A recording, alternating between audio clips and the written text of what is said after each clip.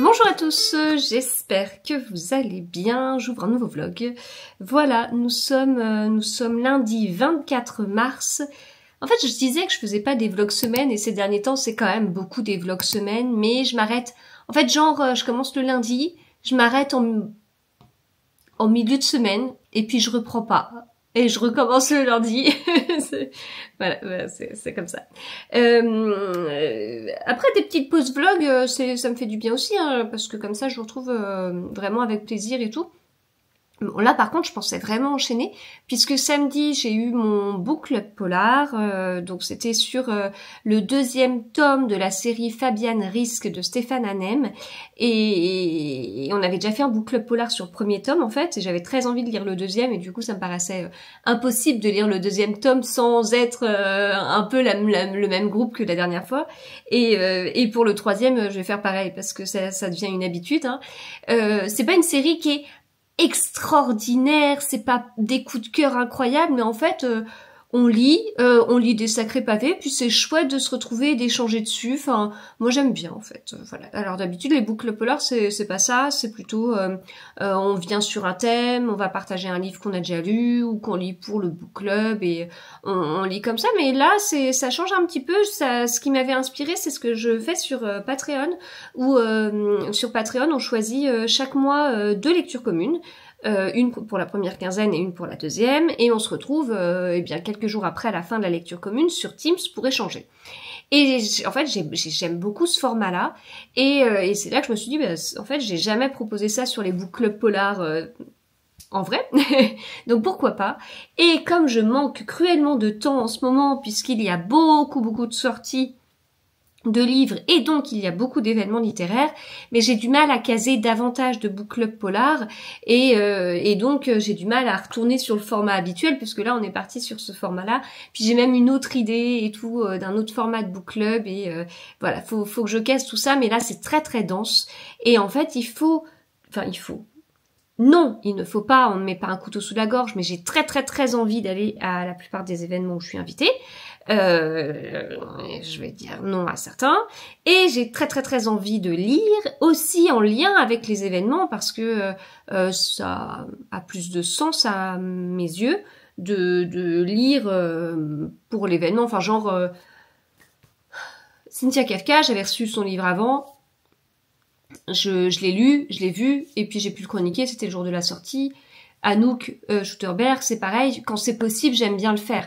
Après, je dis pas que c'est tout le temps possible, hein, j'essaye de le faire au maximum, mais il y a des fois où j'ai dû échouer. Alors j'avoue que sur des événements littéraires comme ça me vient pas, mais j'imagine que oui. Après sur des salons, oui, forcément, puisque il y a en général je vais noter 20-30 auteurs que j'aimerais lire pour préparer un salon. En même temps, il y a des événements littéraires, donc je privilégie ça parce que c'est pas pareil. Un salon, à la limite, je me dis bah tant pis, je vois l'auteur rapidement. Un événement littéraire, on passe, c'est autour de l'auteur, c'est précieux. Enfin, c'est encore plus précieux, je trouve, comme moment. Donc, bon, s'il y en a, quitte à choisir, bah ça va être, je vais privilégier l'événement privé que l'auteur que je vois en salon. Mais en fait, enfin. Donc il y a tout ça, et puis au milieu, j'oublie pas les book club polars. Alors sur Patreon, voilà, c'est un engagement que j'ai avec mes abonnés, donc voilà. Puis après, c'est 1 heure sur Teams à la maison. Les book club polars, moi j'adore ça, et c'est sans fin en fait. On est arrivé à 12h30, puis à 17h30, bah écoutez, on aurait pu continuer quoi, encore. donc ça prend du temps, mais c'est tellement bien. Enfin moi, je suis tellement ravie de ce format. Alors, c'est mes book clubs. J'ai créé le truc, je l'organise, etc. Mais en fait, je suis pas responsable du fait que ça se passe bien. Je veux dire, j'aurais pu organiser un truc avec 10 personnes désagréables, méchantes, à créer des saletés quand il y en a pas, etc. Enfin voilà, vous voyez cette comme le dark web, le dark Instagram. Mais je serais qu'avec des gens comme ça. Oh, je resterais 10 minutes et je dirais je ne veux pas de ça.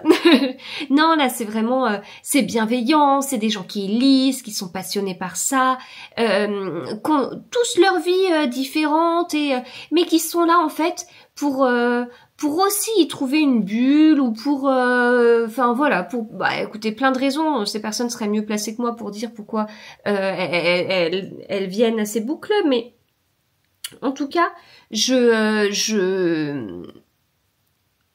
même si c'est pas exactement les mêmes personnes d'une fois à l'autre, bon, il y en a qu'on retrouve en commun et tout. Bon, là, en plus, comme on est sur une histoire de tome 1, tome 2, puis qu'on est plusieurs à aller lire comme ça, globalement, il y a beaucoup de communs, puis on est 12, on est entre...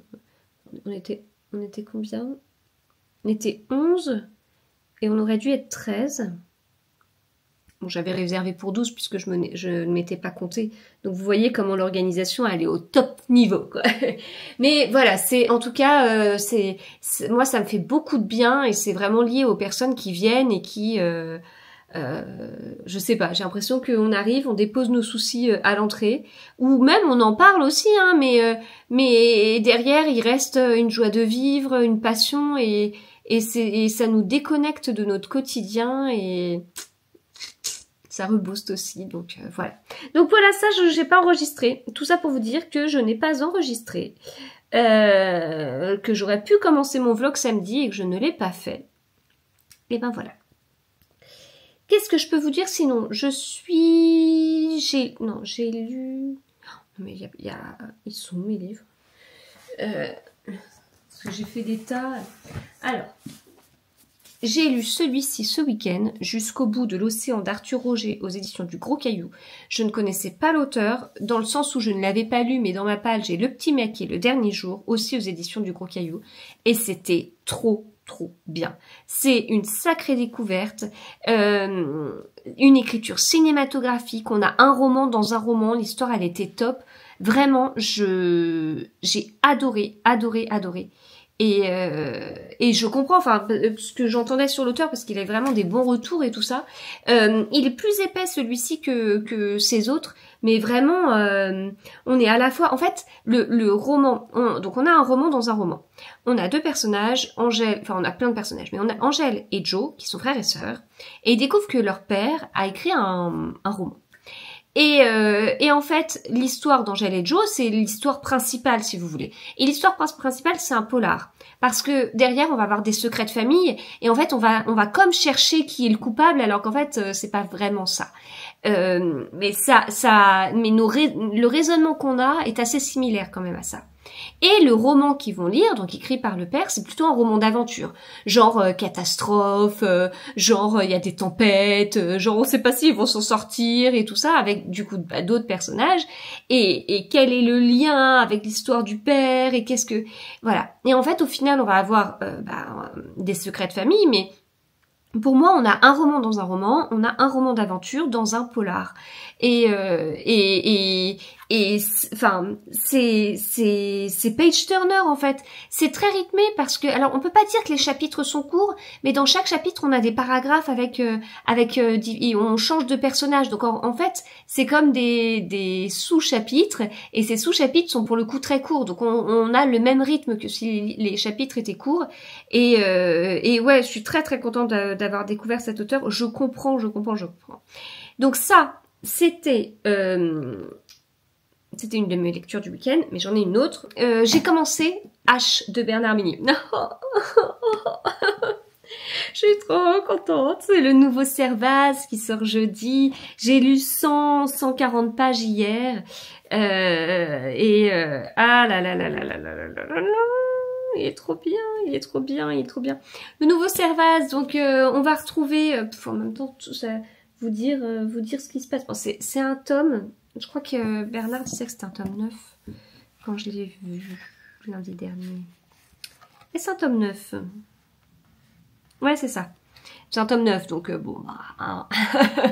À lire dans l'ordre, bien évidemment. Il rappelle subtilement ce qui s'est passé. Faut pas oublier que maintenant, les Servaz, c'est tous les 2 ans, hein. Au début, c'était tous les ans. Maintenant, c'est tous les 2 ans. Donc, Ah, il a fait 3 ans. Entre N'éteins pas la lumière et Nuit, il s'est écoulé 3 ans.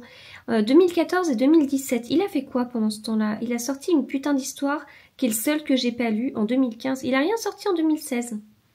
Après, en 2017-2018, De Servaz. 2019, Aime le bord de l'abîme. 2020-2021, De Servaz. 2022, on a fait la connaissance de Lucia. Et Un œil dans la nuit en 2023. L'année dernière, Les Effacés, qui est le deuxième Lucia, qui sort en poche là. Et donc là, le 9e Servaz. Donc bon, bah... Voilà, c'est un tome 9. Il est pas lourd en disant CF, machin truc. Alors, il y en a un, il y a une petite note de bas de page sur le précédent. Mais sinon, tout est rappelé de façon hyper subtile, en fait. Et enfin, j'en lis plein des livres. J'en lis plein. J'en lis énormément. J'ai toujours peur que mes auteurs préférés me déçoivent. Et mes auteurs préférés, ils sortent des livres là. J'ai toujours peur. Parce que pour moi... Mes auteurs préférés, ils doivent faire mieux que ce qu'ils ont fait jusqu'à présent. Je suis mais méchante.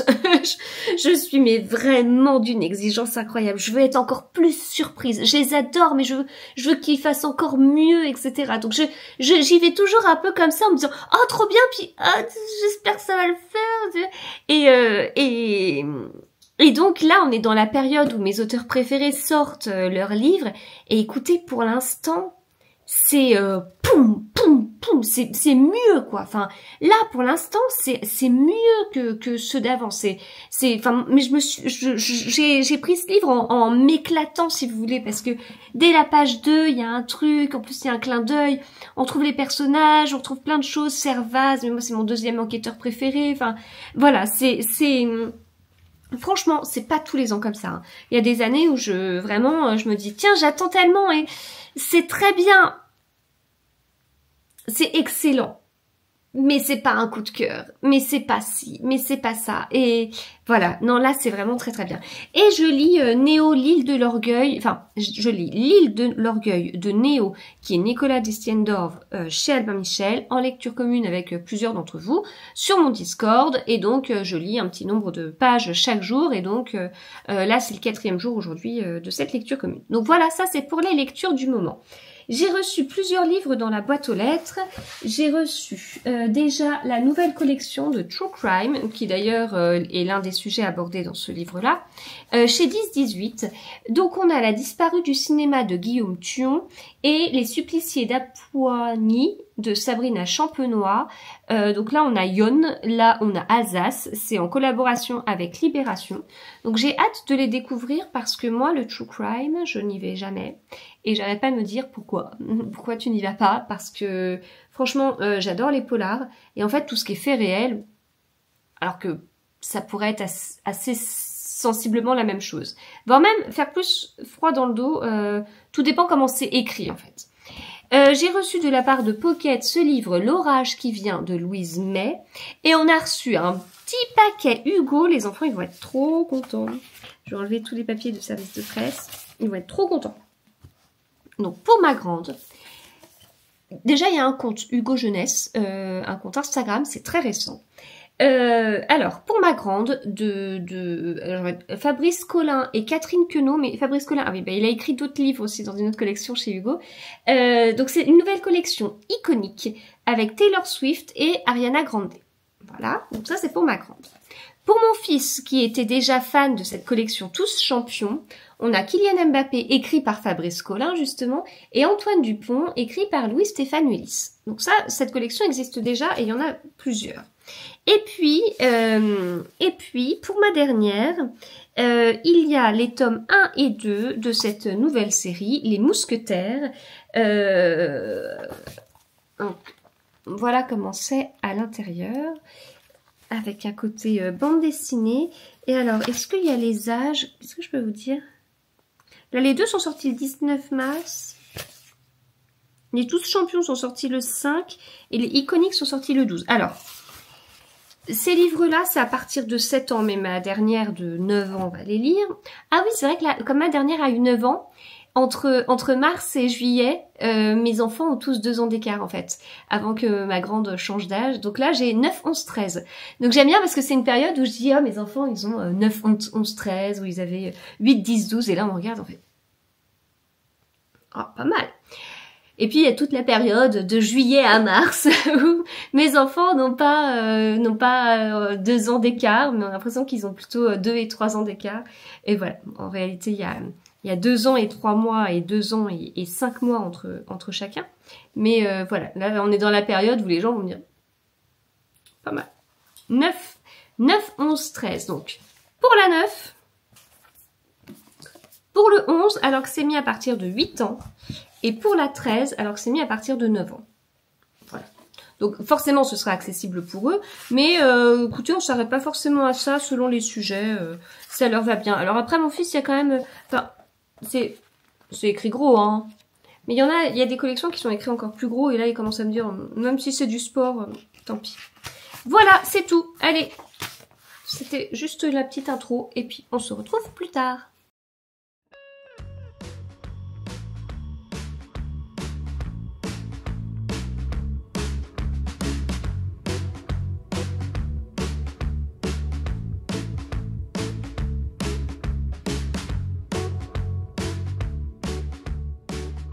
Et puis évidemment, il va avoir aussi un petit Gaston avec des chaussures à crampons et qui rêve de football et de poésie comme lui, qui va pousser dans son cœur à lui.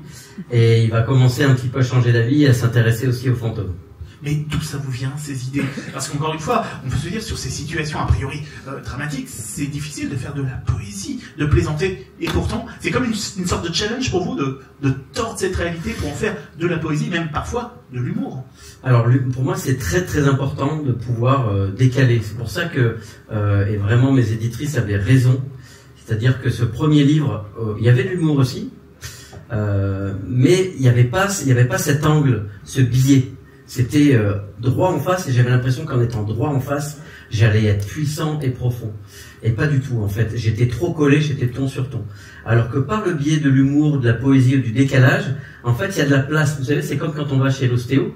Quand on a mal quelque part, c'est 2 os qui sont comme ça, et l'ostéo, il permet de faire de la place et du mouvement. Et les chats, dans la vraie vie et donc dans l'écriture, m'ont permis d'avoir ce lien, cette possibilité de s'amuser. Et après, tout le risque et tout le travail avec mes éditrices, avec mon éditrice, ça a été de trouver la ligne de crête, la pointe fine, parce que le risque, l'autre écueil, c'est quand on a beaucoup d'imagination et quand on commence à faire parler des chats qui bien sûr tout de suite disent que ils ne sont certainement pas des chats qui parlent, c'est de passer à côté de l'émotion. Donc en fait, c'est toujours un espèce de mix, comme quand on mixe un morceau, d'essayer de travailler entre... Je voulais que ça fasse pas semblant d'être des chats non plus. Donc il y a vraiment des trucs très chats. Mais il fallait pas tomber dans le truc non plus chat, mignon, c'était pas l'objet de ce livre. Donc c'était tous ces réglages passionnants entre le décalage du chat, le réel et l'imaginaire. Et pour moi, le but du jeu, comme à mon avis tous les contes, c'est plus de renseigner sur le réel. Il y a par moments, des fois, où quand c'est un chat qui parle, ou dans un conte, ou dans les fables de La Fontaine, dans plein d'autres choses, sans en parler les animaux ou des personnages imaginaires, on dit peut-être pas vrai, mais on dit vraisemblable, et en tout cas, à mon humble niveau, j'essaye de dire juste, et dans la façon dont je raconte les histoires, moi, c'est un costume qui me va mieux. Hello, j'espère que vous allez bien. On est mercredi 26 mars, le mois de mars défile, et le temps est tellement moche que, pour moi, on n'est pas en mars, en fait. Même les fleurs, là, elles sont bien sorties et tout, et moi, j'en profite même pas, je trouve même pas que ça égaye quelque chose, parce que comme... Là, tout est humide et tout. Oh Hier, j'ai eu un rappel sur mon téléphone d'une photo d'il y a 13 ans. Vous voyez comment je suis habillée là? Voilà. Il y a 13 ans. J'étais dehors, en t-shirt. Ouais, truc de fou quoi. Donc voilà, donc c'est pour ça que je préfère le terme dérèglement climatique, parce que j'aime trop la chaleur et le soleil pour parler de réchauffement climatique. Ce n'est qu'un détail, ça ne change rien au problème, mais voilà, moi j'aimais bien la météo d'il y a 13 ans, si vous voulez. C'est comme ça. Bref, donc en tout cas tout ça, en plus les gens ils sont tous malades en ce moment, c'est l'hécatombe, on reparle de grippe, de gastro, enfin genre mois de janvier numéro 2 quoi. Voilà, donc ça c'était l'histoire de bien casser le moral avant de continuer ce vlog, d'autant plus que j'ai vu tout un truc comme quoi non mais sur les réseaux il faut vraiment caresser les abonnés dans le sens du poil, vraiment être très très lumineux, les détendre, etc. Bah écoutez, désolé, ici c'est pas tout rose, voilà, désolé, ça ne reste que de la météo, mais bon. Sinon, pour continuer dans le pas tout rose, mais ces derniers temps, ça a été hyper dense de mon côté, avec des sujets auxquels je m'attendais pas du tout, etc. Donc, écoutez, j'ai des projets éditoriaux qui avancent et d'autres qui se stoppent, voilà. C'est comme ça, c'est la vie. Et puis il y a pas mal de petites choses et tout, donc ça continue là cette grosse période de sortie de livres qui m'intéressent enfin j'ai rapidement un auteur de polar hier au téléphone et en fait on parlait un petit peu de ça et du coup c'est vrai qu'il y a la rentrée littéraire d'été, de rentrée, vous savez, ça revient je vous en ai parlé dans un flashback, dans une vidéo flashback sur un livre God Save la France où on critique les Français en disant que on a l'impression que pour les Français l'année commence le 1er septembre et oui, alors quand on a des enfants, oui, quand il y a peut-être aussi d'autres choses qui font que si vous travaillez forcément dans l'éducation nationale ou autre, vous avez aussi cette impression. Les réseaux sociaux aussi nous donnent cette impression parce qu'il y a un gros truc de à chaque rentrée bonne rentrée à tous ou même quand les gens sont en vacances scolaires, quand les gens ont toutes les vacances scolaires, il y a toujours quelqu'un qui nous dit ouais bonnes vacances et tout, profitez bien. Merci mais je vais travailler. Donc bon c'est vrai qu'il y a ce truc là, donc je sais pas comment est-ce qu'on appelle cette rentrée littéraire. De fin ou début septembre. Et puis il y a la rentrée littéraire de janvier, qui est le vrai début d'année, mais en même temps pas l'année littéraire. Donc voilà, comme je vous disais, moi, ce truc, ça m'a toujours agacé d'ouvrir les réseaux le premier jour ouvré de septembre et d'avoir ouah, bonne rentrée à tous, hein.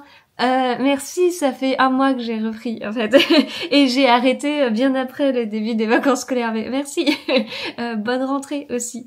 Mais en fin de compte, avec ce qui se passe côté littéraire, c'est vrai qu'il y a une grosse rentrée à cette période-là. Alors certes, pas début septembre, hein, on est mi-août, voire vers le 20 août, donc un petit peu avant. Mais c'est vrai qu'il y a cette partie-là et la période littéraire s'arrête assez tard ces derniers temps aussi, puisqu'on était sur du mi-juillet au niveau des événements et tout. Donc il y a un mois de pause, ce qui est déjà un petit peu plus cohérent, on va dire, avec la plupart des gens entre guillemets, mais voilà. Donc c'est vrai que du coup j'ai l'impression d'avoir moi aussi ce rythme scolaire par le rythme littéraire qui calque un petit peu celui-ci. Et donc après on a la rentrée de janvier où on a cette autre rentrée littéraire et tout, mais c'est vrai qu'on va être sur 2 rentrées littéraires qui sont globalement littéraires et pour moi un peu moins accessibles. Et les auteurs que j'adore, mais ils sont là quoi, c'est maintenant quoi. Enfin ça fait un mois que poum poum poum ça n'arrête pas. Demain il y a le nouveau Bernard Minet qui sort. Il y a alors attendez j'ai demain donc voilà. Je ne les ai pas finis. J'ai pas fini celui-ci, j'ai pas lu celui-là. Je pensais que j'aurais lu les 2 pour fêter cette sortie, ce n'est pas le cas.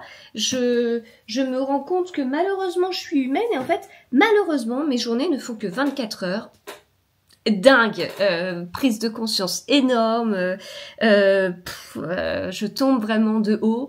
Non mais je rigole et je me moque vraiment de moi parce que je vous assure que j'étais convaincue que je pourrais lire les 2 et qu'en fait ça ne l'a pas fait du tout. Voilà, donc en fait, pourquoi je vous disais ça? Oui, bah que ça, c'est vrai qu'il y a beaucoup de sorties en ce moment, les sorties qui m'intéressent, et en même temps c'est génial, et en même temps, on se dit, bah allez, là ça me fait trop mal au cœur en fait de pas avoir réussi à lire les deux, parce que c'est deux auteurs que j'adore tellement, et mais j'ai pas pu faire autrement. Sinon, hier soir, c'était une soirée rencontre spectacle autour de Mathias Malzieu, qui sort son livre. Attendez, il faut que je retrouve le titre. Tac, tac, tac, tac, tac. Qui sort son livre L'homme qui écoutait battre le cœur des chats. J'ai pas fait une photo de ça. Voilà. Et il faisait ça au théâtre des Trois Baudets. Et c'était, comme son nom l'indique, moitié spectacle, moitié rencontre. Donc on a eu un bout de spectacle, une rencontre et un bout de spectacle. Et puis ensuite, il y avait un événement privé pour échanger, etc. Donc c'était bien, c'était original, c'était vraiment un peu déroutant parce que ça a commencé et Mathias Malzieu avait une tête de chat. Je suis pas artiste à ce point et en même temps, au fur et à mesure, ça a pris du sens et le fait qu'il y ait la rencontre après, enfin au milieu quelque part, parce qu'on avait, comme je vous dis, spectacle, rencontre, spectacle, mais en fait c'était spectacle, rencontre, bonus, donc on s'attendait plutôt à avoir spectacle, rencontre, point, et en fait quand ça a repris sur la dernière partie de bonus, tout prenait beaucoup plus de sens par rapport à la rencontre qu'il y avait eu avec le contexte, etc. Et donc Mathias Malzieu expliquait qu'il avait 3 propositions en fait, puisqu'il y a comme proposition ce roman chez Albin Michel. Il y a comme proposition le spectacle dont on a vu des petits extraits et en proposition il y a aussi un album. Voilà, donc c'était assez intéressant je trouve.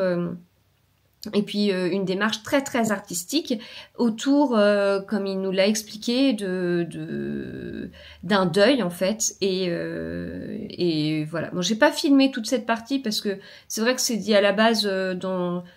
Enfin, je suis toujours embêtée quand les auteurs font beaucoup de confidences parce que je me doute que, enfin, ils voient bien qu'il y a des téléphones qui sont là, etc., etc. Et alors, ça arrive parfois lors de rencontres que certains disent c'est bon, personne ne filme là. Bon, alors je vais vous dire ça, bon, ça me gêne un petit peu. Donc, alors ça se trouve, ça va être dit, ça va être retrouvé ou ça se retrouve déjà dans la presse. J'ai pas cherché, bon voilà. Donc il nous a détaillé un petit peu plus ce qu'il avait vécu. Voilà. Donc c'était bien, déroutant au début comme je vous dis, puis après la rencontre sur la partie bonus, une lecture du spectacle quelque part beaucoup plus simple et plus cohérente. Donc c'est intéressant parce que après faut savoir que nous, ce qu'on a vu, ce sont des extraits du spectacle. Donc, je ne peux en aucun cas juger le spectacle complet. Je peux pas dire, en fait, il manquera peut-être des bouts parce que j'en sais rien du tout. On a eu qu'un extrait du spectacle. L'extrait était, du coup, intéressant avec le contexte, mais je ne sais pas comment, je ne sais pas s'il y a du contexte ou pas. Et puis, voilà. Et puis après les chansons qu'on a entendues, moi j'ai bien aimé, mais pareil, ça ne reste qu'un extrait et voilà. Donc c'était bien. Et puis aujourd'hui, donc moi là je ne travaille pas je ne travaille pas les mercredis après-midi là à nouveau depuis peu.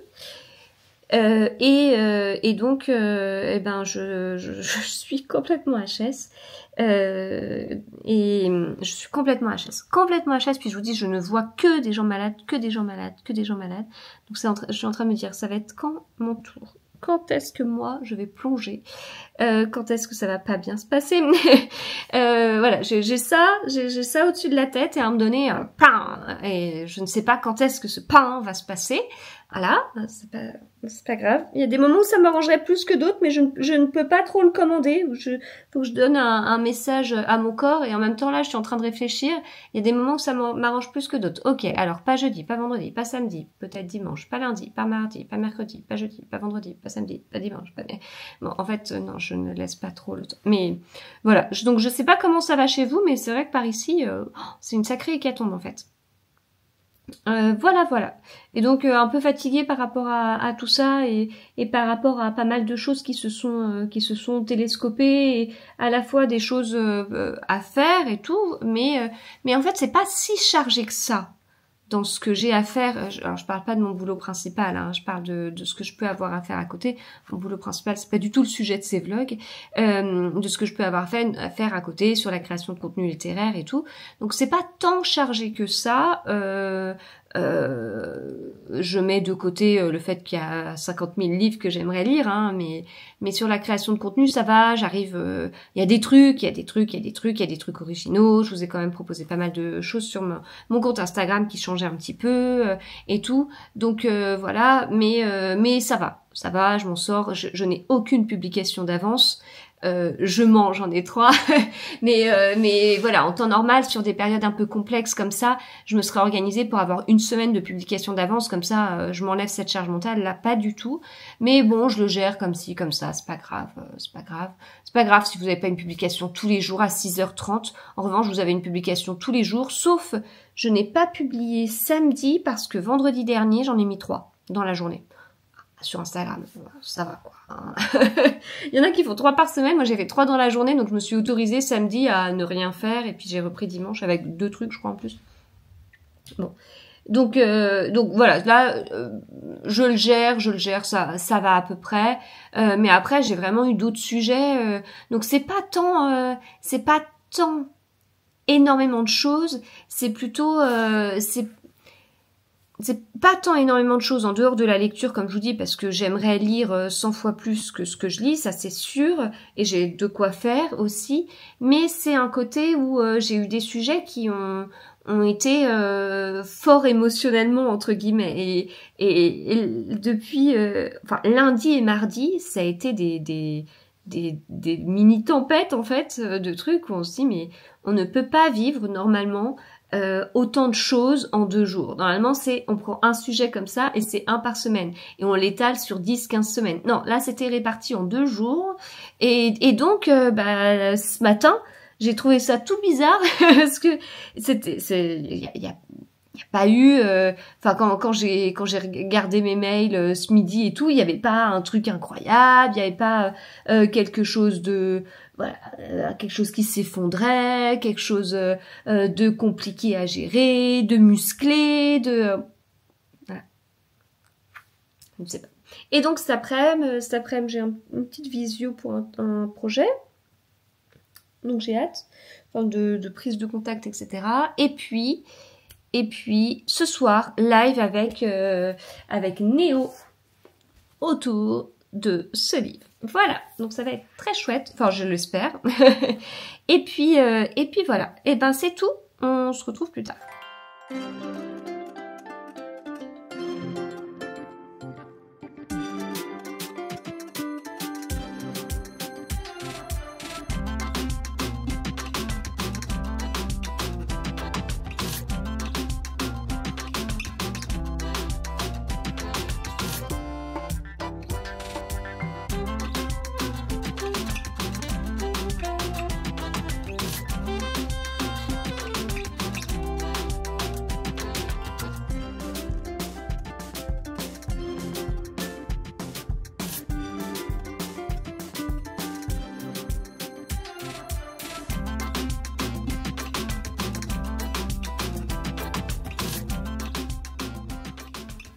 Hello, on est mardi 1er avril, je sais même pas pourquoi je vérifie, on est le 1er avril.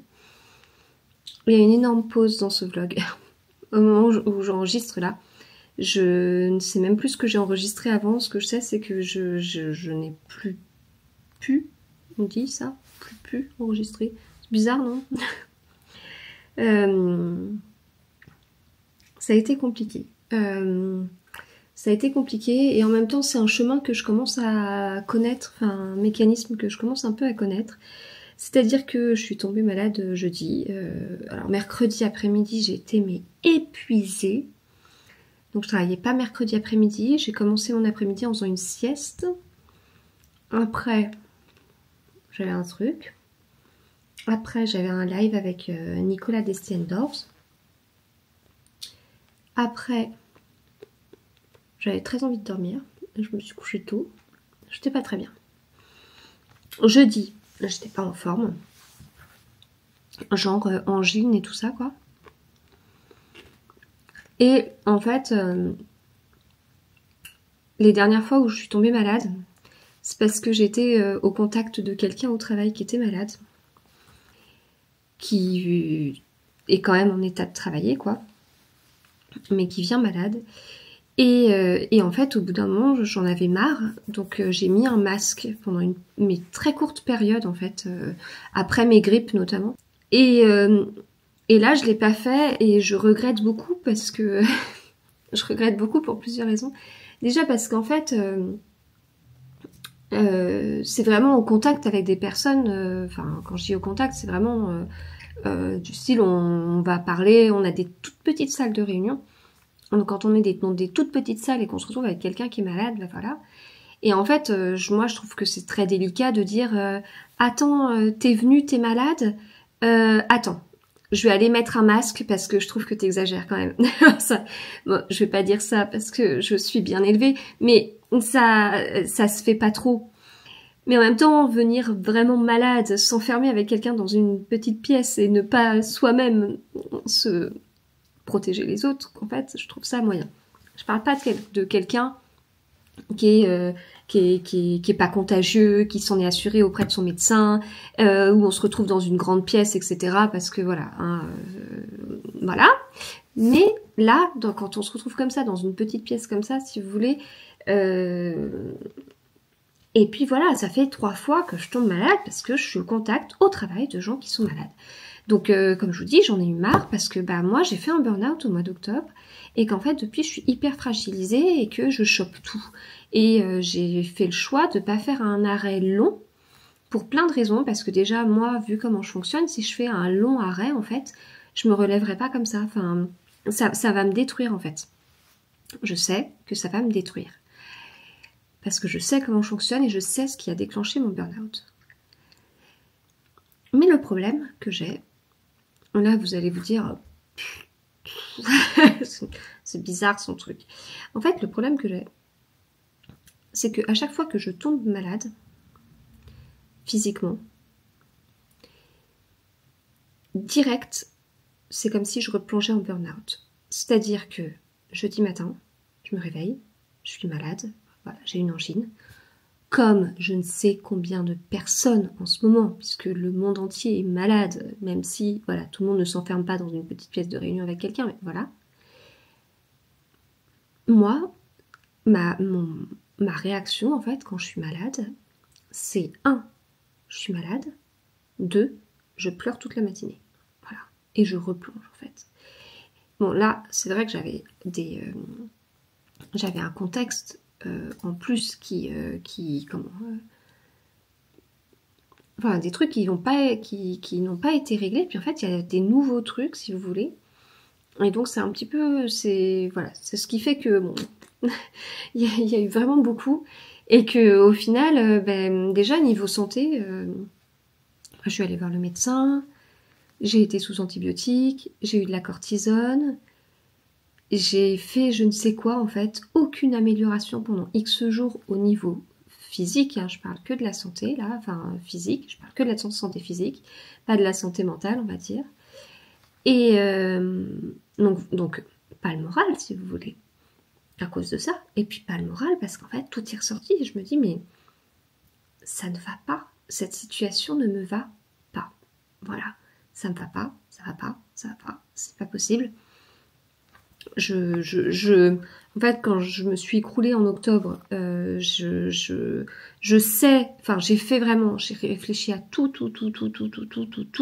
Alors oui, j'ai pas été suivie par un psy, mais derrière, je peux vous faire une analyse de toute ma vie, de tous les pans, de tous les impacts, de tout ce que j'avais jamais imaginé, de tout ce que, enfin, voilà, je peux vous faire une analyse de tout. C'est bon, j'ai eu des semaines et des mois pour y réfléchir, enfin. J'ai eu des arrêts de très courte durée. J'ai été arrêtée très peu de temps pour le burn-out, puis après j'ai tout chopé. Donc, malheureusement, j'ai été arrêtée aussi. Mais derrière, je sais quel est le souci, je le sais, je sais ce qui ne va pas, je sais ce que je veux et je sais que ce que je veux n'est pas possible. Ah, on fait comment alors, hein? Voilà. Donc, beaucoup de trucs, enfin, ça allait pas. Voilà, ça allait pas. Ça allait pas. Là, ça va mieux. Ça va. J'ai la gorge qui est toujours. J'ai un bonbon au miel. Alors, je pense que là, j'aurais pris 10 kilos. Quand je vous montrerai mon visage, quand je me remaquillerai, vous allez voir un visage. Parce que j'aurais pris 10 kilos de bonbons au miel, en fait. Pour soulager la gorge. Parce qu'il n'y a rien d'autre qui fonctionne. Moralement, enfin, en fait, physiquement et moralement, c'est hyper instable, mais ça va mieux. C'est hyper instable. C'est-à-dire que là, en fait, rien que de vous en parler, j'ai envie de pleurer parce que c'est... En fait, je trouve que c'est pas évident. Ça va peut-être vous surprendre parce que je vous dis plein de trucs, mais je suis pas quelqu'un qui aime parler de ses problèmes. Voilà. Je suis pas quelqu'un qui aime dire écoute, ça va pas. Voilà. J'aime pas ça parce que derrière, il y a beaucoup de choses, je trouve. Il y a à la fois un côté... là, en l'occurrence, c'est un échec. Hein, c'est que derrière... Enfin, ça peut être vu comme ça. Je vous le dis pas... je le vois pas comme ça, sinon je suis pas quelqu'un qui aime... dire oh, vous avez vu quel échec, oh là là, trop drôle, et puis je me mets à pleurer après. Non, mais ça peut être vu comme un échec quelque part, parce qu'en fait j'ai fait un burn-out, je m'en suis mangé plein, comme quoi c'est pas un vrai burn-out, parce que j'aurais été arrêtée plus longtemps que ça, j'aurais pas pu me relever. Oui, mais je suis pas forcément comme tout le monde, on est tous différents. Je sais ce qui m'a fait tenir, je sais ce qui m'a fait me relever. Je sais ce qui me fait tenir, je sais ce qui me fait me relever. Je sais ce qui va pas. C'est compliqué de mixer tout ça. Je suis assez lucide aussi. Je m'attends pas à ce que l'univers se plie à mes 4 volontés. C'est juste qu'à un moment, la vie est faite d'opportunités. Et les opportunités, c'est aussi un moment où c'est du gagnant-gagnant. Quelqu'un a besoin de quelque chose, enfin 2 personnes ont besoin de quelque chose, et hop, les 2 besoins matchent bien, et c'est parti, et voilà, et c'est top. Donc, je suis assez, je suis assez comme ça en fait. Même si je parais toujours organisée, assez, je pense, réfléchie, responsable entre guillemets, dans le sens où vous savez très bien que je suis pas du style à me dire j'ai fait un burn-out, ok, je plaque tout et je vais devenir peintre au fin fond de la montagne avec des moutons ou je ne sais quoi, vous voyez ça. Vous me connaissez et là, c'est pas possible. C'est tellement pas ce qui m'irait. On a eu des trucs au travail qui étaient hyper intéressants. Des intervenants qui nous posaient des questions. Alors c'était des questions rhétoriques, enfin dans le sens où il n'y a pas de réponse qui était attendue, mais c'était à chacun de faire son cheminement interne quelque part. Enfin, il y a des réponses qui étaient attendues, il y avait quelques petites stats qui étaient faites, mais bref, c'était plutôt interne parce que c'était pas en one-to-one, c'était vraiment à grosse volumétrie, on va dire. Et du coup, qu'est-ce qui fait qu'on a envie de se lever le matin? Est-ce que si on avait le choix entre travailler, pas travailler ou des trucs comme ça, vous voyez, ce style de choses. Et en fait, sur ça, moi, c'est hyper clair en fait dans ma tête. Mais je sais en fait, je le sais. J'ai besoin de me sentir utile. Et en fait, les réseaux m'aident à ça. Alors, je dis pas que je suis utile, je dis pas que je suis indispensable pour vous, hein. Parce que si je suis pas là, il y a la chaîne d'à côté qui aura des vidéos et l'autre chaîne de l'autre côté aussi, donc je suis pas indispensable. C'est pas pareil. Se sentir utile, ça veut pas dire être indispensable. Je ne suis pas indispensable. Mais j'ai des fois l'impression d'être utile dans ce que je peux vous proposer, ou quand vous me mettez un commentaire, ou dans certains trucs, enfin voilà. En tout cas, j'ai pas l'impression d'être inutile. Et j'ai plutôt l'impression d'être plus utile qu'inutile. Mais c'est pas, je suis pas en train de prendre la grosse tête, hein, que les choses soient claires.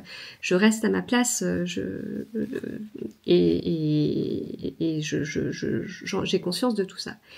Et il y a aussi, est-ce que, en fait, si on avait le choix entre travailler ou pas travailler, qu'est-ce qu'on ferait? Ben moi, je bosserais, en fait. Mais tellement. Enfin,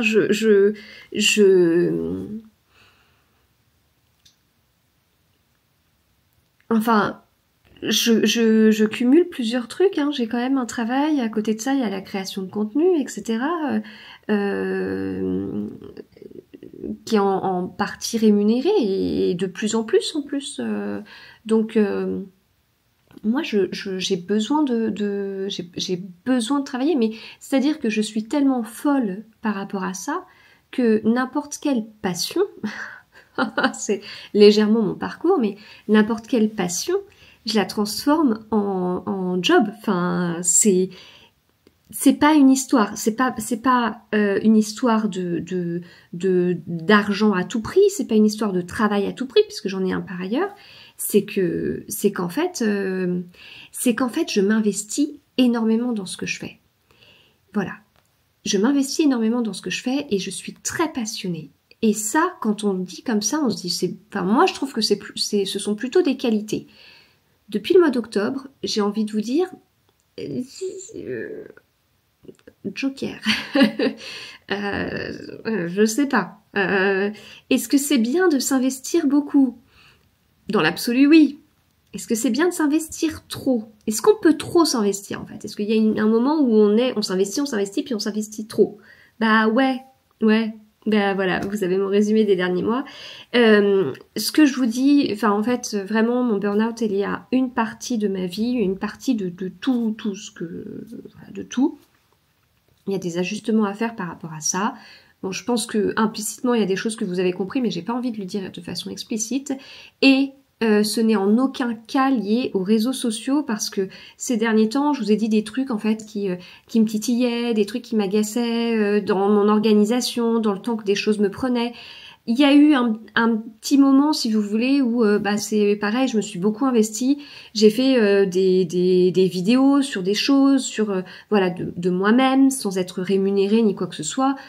Quand les auteurs et les maisons d'édition daignent même pas je ne parle même pas d'un partage, hein, même en story, hein, enfin, mais juste un petit truc de merci ou un petit cœur ou un petit truc comme ça, alors que j'ai mis en avant tellement, j'ai passé du temps à tellement faire des trucs. Là, des fois, ça me titille un petit peu. Donc ça, je m'en suis rendu compte, je vous l'ai dit. Donc si je m'en suis rendu compte, si je le dis, c'est que c'est totalement intégré. Et donc, qu'est-ce que je fais? J'agis et donc j'essaye de faire des choses plus soft. Et après, j'ai fait des trucs un peu plus soft en fin de compte. Et j'ai pas trouvé que la qualité se dégradait de fou. Donc je pense que c'est bon, quoi. Enfin, voilà. Donc pas du tout, c'est pas du tout lié au réseau en fait. Et ce qui va pas sur les réseaux, mais après moi je peux réadapter très très vite. Donc en fait c'est vraiment, je sais pas comment dire, mais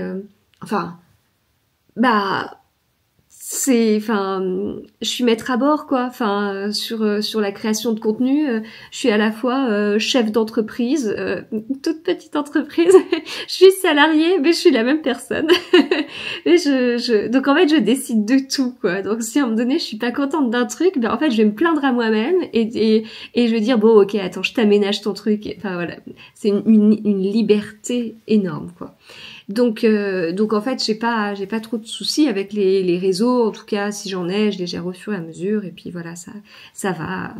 Donc voilà. Mais il y a un truc où ça allait pas. Puis il y a des trucs qui ont traîné. Puis il y a des trucs où je me sens pas épanouie. Et donc beaucoup de réflexions en fait, beaucoup de réflexions.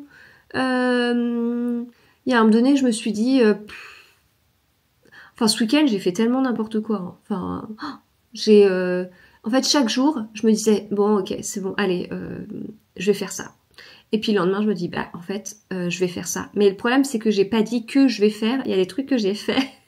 Je me dis, au secours, parce qu'il va y avoir un moment donné des conséquences de tout ce que j'ai pu faire.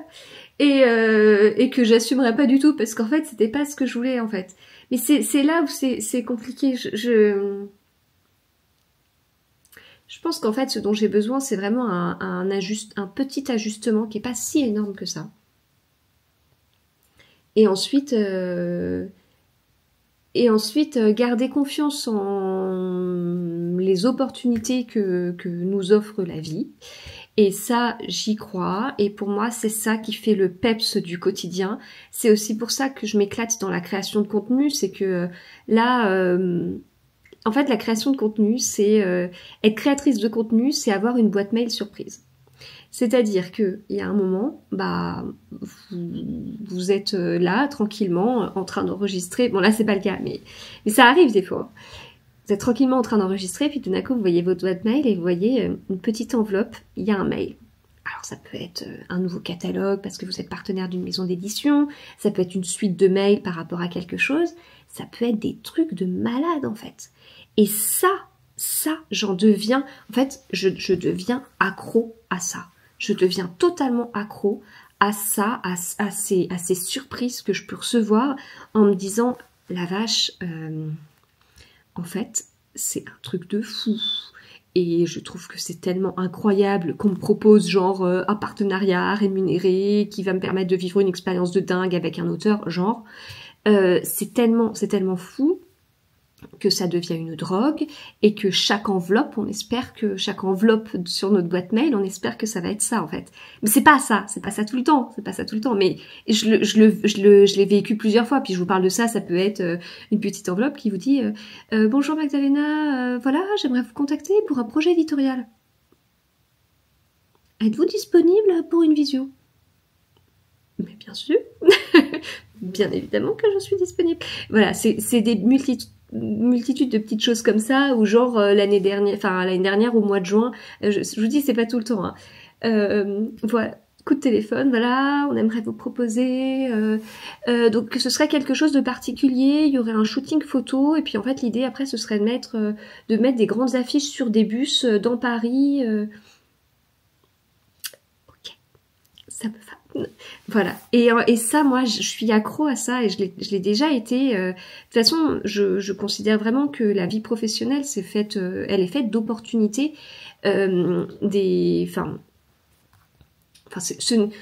ça qui est terrible, mais ce ne sont que des hasards en fait. Il y a un moment donné où vous vous dites tiens, je veux changer de travail, vous regardez les offres elles sont pas les mêmes quand vous allez les regarder qu'un mois avant, un an avant, 2 ans avant, etc. Et donc, à un moment donné, ce ne sont que des hasards, en fait. Et à un moment donné, faut que ça matche. Ça matche, tant mieux, ça matche pas, tant pis. Et après, on peut rechanger. Et après, ça peut très bien matcher à un moment et évoluer par la suite. Mais déjà, rien que les opportunités professionnelles, c'est comme ça. Et voilà. Et là, bon, dans mon cheminement, etc., j'ai été amenée à avoir un coup de téléphone aujourd'hui qui m'a fait rebondir, en fait, remonter. En fait, je plongeais, je me noyais, vraiment, mais vraiment, avec des sortes de crises de panique en fait, sur ma santé mentale et ma santé physique, où je me noyais, enfin si vous voulez, j'allais de moins en moins bien, ça me faisait paniquer, donc j'allais de moins en moins bien, ça me faisait paniquer. Vraiment, je suis désolée, mais il n'y avait aucun intérêt à ce que je vienne vous voir pour continuer ce vlog vu l'état dans lequel j'étais. Et en fait, là ce midi, je me suis dit je peux pas avancer tant qu'il n'y a pas quelque chose. Et ça m'a fait comme ça y est là, je suis à la surface. Alors je suis à la surface, je suis comme ça. Je suis comme un petit chien qui essaye de nager là. Je suis comme ça. Donc c'est pas très clair. J'ai pas encore atteint le bord, mais franchement, il y a du mieux. Voilà. C'est compliqué, hein. Et je sais très bien ce qui peut m'aider, ce qui pourrait ne pas m'aider. Donc c'est vrai qu'on m'a tellement conseillé, mais il faut que tu te fasses arrêter longtemps. Il faut que tu te fasses arrêter longtemps. Ok, donc moi qui ai besoin de travailler pour me sentir utile, moi qui ai besoin de me sentir utile, moi qui ai besoin de ci, de ça, etc., je vais m'arrêter longtemps. Donc je vais m'arrêter longtemps, et donc je vais passer des mois dans mon lit à me dire « je ne sers à rien, je ne peux rien faire ». Mes valeurs, ce qui moi me fait me sentir utile, tout ça je l'enlève de ma vie puisque je suis en arrêt. Et ça, voilà, je sais que c'est la bonne solution pour la plupart des gens, j'en suis convaincue. Et moi-même, si j'avais quelqu'un en face de moi qui m'expliquait, la première chose que je lui dirais, c'est « tu penses pas que tu devrais faire ça ?» Voilà, d'une façon bien sûr pas comme ça, enfin je veux dire, mais dans la discussion, à voir, à tâter le terrain, enfin comme on peut pour pouvoir aider quelqu'un.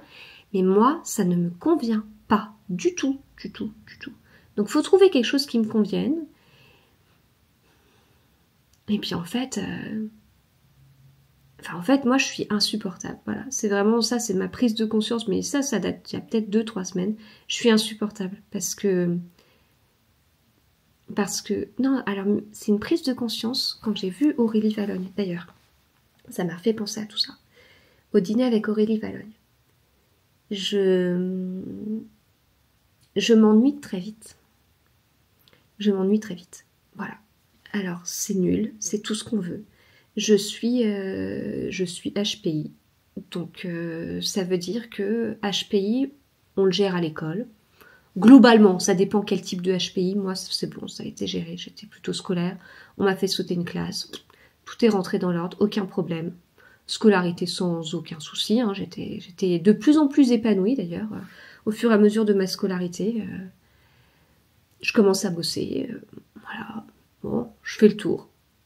Je m'investis, j'adore, je fais le tour, je change de poste. Je m'investis, j'adore, je fais le tour, je change de poste. Mais en même temps, j'ai vachement progressé. Enfin, et c'est pas des âges où on se dit c'est inquiétant en fait, si vous voulez. Là, j'ai 39 ans. Comment vous voulez expliquer à quelqu'un que au bout de 2 ans, vous avez fait le tour de votre poste, ou alors dans ces cas-là, faut vraiment m'alimenter, ou faut vraiment. Alors c'est encore une fois, je refuse de vous dire exactement quel est le problème, etc. Donc, faut pas chercher tout ce que je dis comme. Enfin, c'est pas ce que. Enfin, je ne vous décrirai pas exactement ce que j'ai et ce que je vis. Mais en tout cas, il y a des choses où en fait, j'ai conscience de qui je suis, de ce que je suis, de comment voilà, etc. Et en fait, ce qui pourrait être bien, je veux dire, je suis pas quelqu'un qui a un poil dans la main, je suis pas quelqu'un qui va s'affaler dans le canapé en se disant allez que le temps passe, ou je vais pas être arrêtée à gogo parce que je me suis coincé un petit doigt, ou j'en sais rien. Enfin, et ça c'est des valeurs qui sont importantes pour moi. Et on pourrait se dire que c'est bien, enfin dans mon monde, je me dis c'est pas mal quand même, je suis une bosseuse, c'est quand même bien. Et en fait, non, ça va pas. Ça va pas parce que je suis pas une bosseuse, point. Il faut que ça ait du sens, il faut que ça me motive, il faut que ça me challenge, il faut que si. Oh mon Dieu, je vais faire quoi de moi? Non mais c'est pas un appel au secours, là, c'est... Voilà. Écoutez, on est 1er avril, j'ai un petit peu d'humour, encore. D'ailleurs, j'ai très envie de vous préparer un petit post humoristique maintenant que j'ai retrouvé le moral. Mais je fais quoi de moi, en fait? Je fais quoi de moi? Voilà.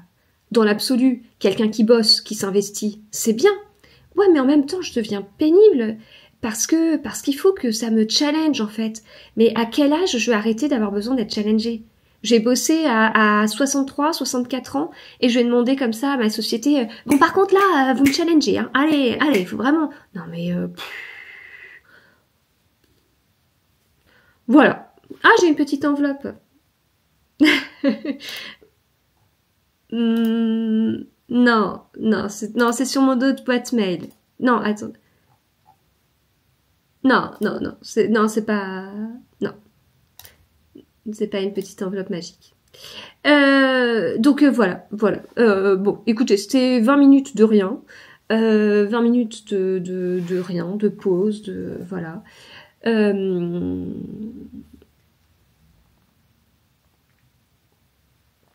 En tout cas, si je reviens vous voir, c'est que ça va mieux. Mais je vais pas tarder à vous laisser parce que mon mari arrive bientôt pour m'emmener chez le médecin. Alors, je suis obligée d'avoir un taxi pour aller chez le médecin parce que ça va mieux, mais je tiens pas trop debout quand même. Donc voilà. Mais je suis très contente d'être revenue là, vous voir. J'ai lu, j'ai réussi à lire. C'était bizarre parce que moi je dis que oui, c'est un burn-out. Alors les gens qui font un burn-out me disent mais t'arrives vraiment à lire? Oui, j'arrive à lire. c'est une rechute, c'est fragile en fait, à chaque truc en fait, à chaque fois que je tombe malade physiquement, que je chope un truc, et ben derrière, bam, je me ramasse,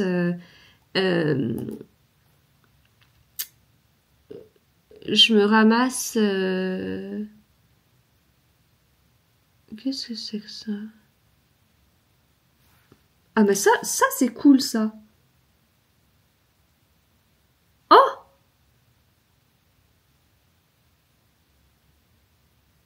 Oh, bah je pense que ça c'est... je pense que ça c'est bien. Là, je pense que ça... c'est pas enfin, c'est une suite de projets. Ah, je pense que ça, la petite enveloppe, elle était bien. Vous voyez? En fait, tu veux faire quoi plus tard? C'est ça. Imaginez, je fais un truc, je vois quelqu'un. Magdalena, tu voudrais faire quoi plus tard? Je voudrais avoir des enveloppes magiques tous les jours dans ma boîte mail, s'il vous plaît. Que des trucs où on se dit, waouh, trop bien, oui, je pars à l'aventure, je fais ci, je fais ça. C'est hyper stimulant intellectuellement, c'est hyper stimulant créativement. Je sais pas comment on peut dire.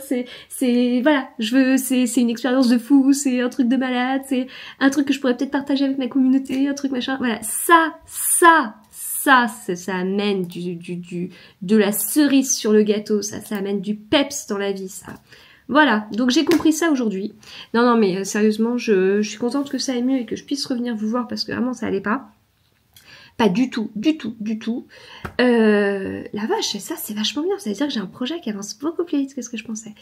Et je vais chez le médecin et j'ai pas mal lu, donc je vous parlerai de mes lectures et... C'est pas parce que ça va mieux que demain je fais un marathon. Hein.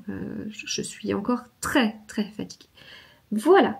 Et au passage, de grosses pensées pour Inès, qui a sa chaîne YouTube, dont je vous ai déjà parlé, parce qu'Inès n'allait pas très bien et que en fait moi j'avais du retard dans ses vlogs et j'ai rattrapé tous ses vlogs et ça m'a fait du bien de regarder ses vlogs. Elle m'a bien accompagnée et en même temps je sais que ça allait pas bien, elle vous l'a expliqué dans son vlog 12 que je suis en train de regarder, mais même dans les vlogs précédents. Voilà, donc pensez pour Inès, d'autant plus que je bois un thé vert qu'elle m'a offert, voilà. Bon allez, on va continuer à se remettre et à... Ah, ça m'a fait du bien de vous parler, je suis contente de revenir. Voilà, c'est tout ce qu'il faut retenir.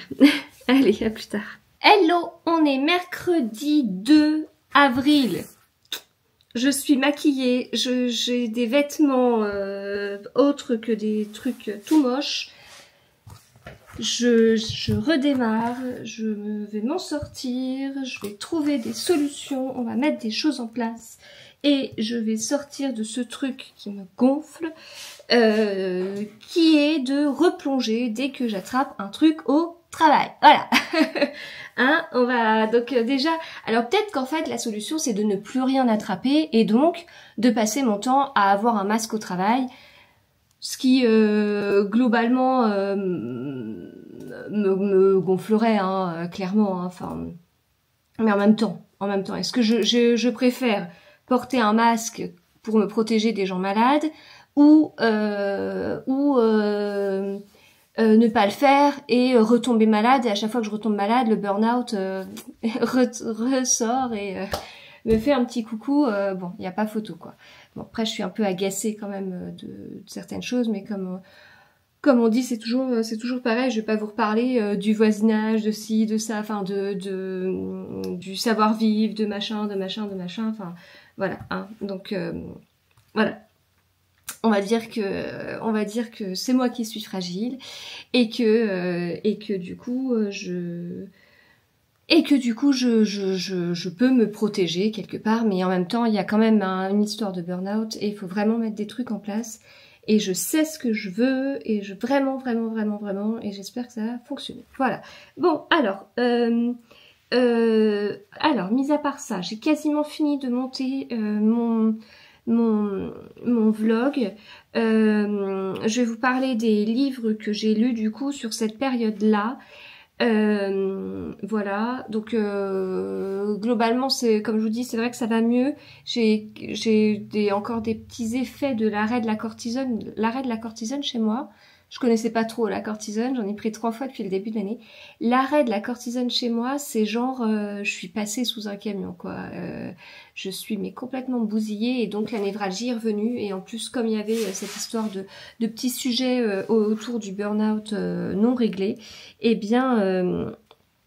Et ben du coup j'avais très très peur de ça, c'est pour ça que j'ai voulu régler certains trucs hier, donc ça va mieux, la gorge globalement ça va mieux, je suis encore fatiguée, j'ai eu beaucoup de mal à me lever, voilà, mais on y est, donc on y est, c'est bon et on y croit et ça va le faire.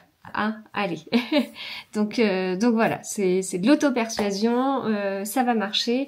Et puis donc aujourd'hui encore encore en repos, voilà. Et je reprends demain. Alors certainement un petit peu tôt, mais je reprends demain quand même parce que encore une fois,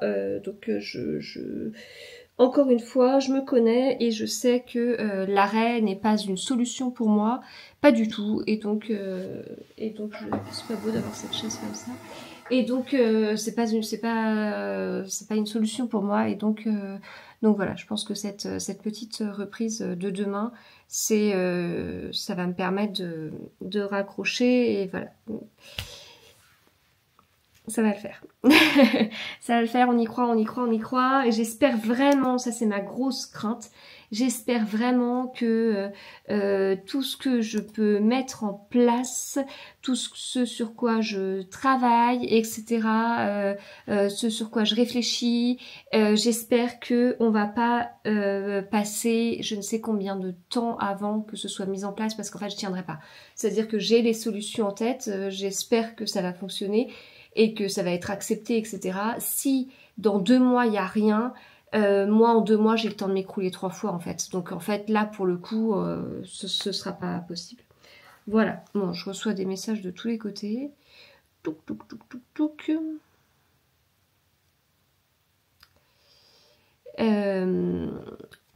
Voilà. Voilà. Alors, ensuite, qu'est-ce que j'ai lu ?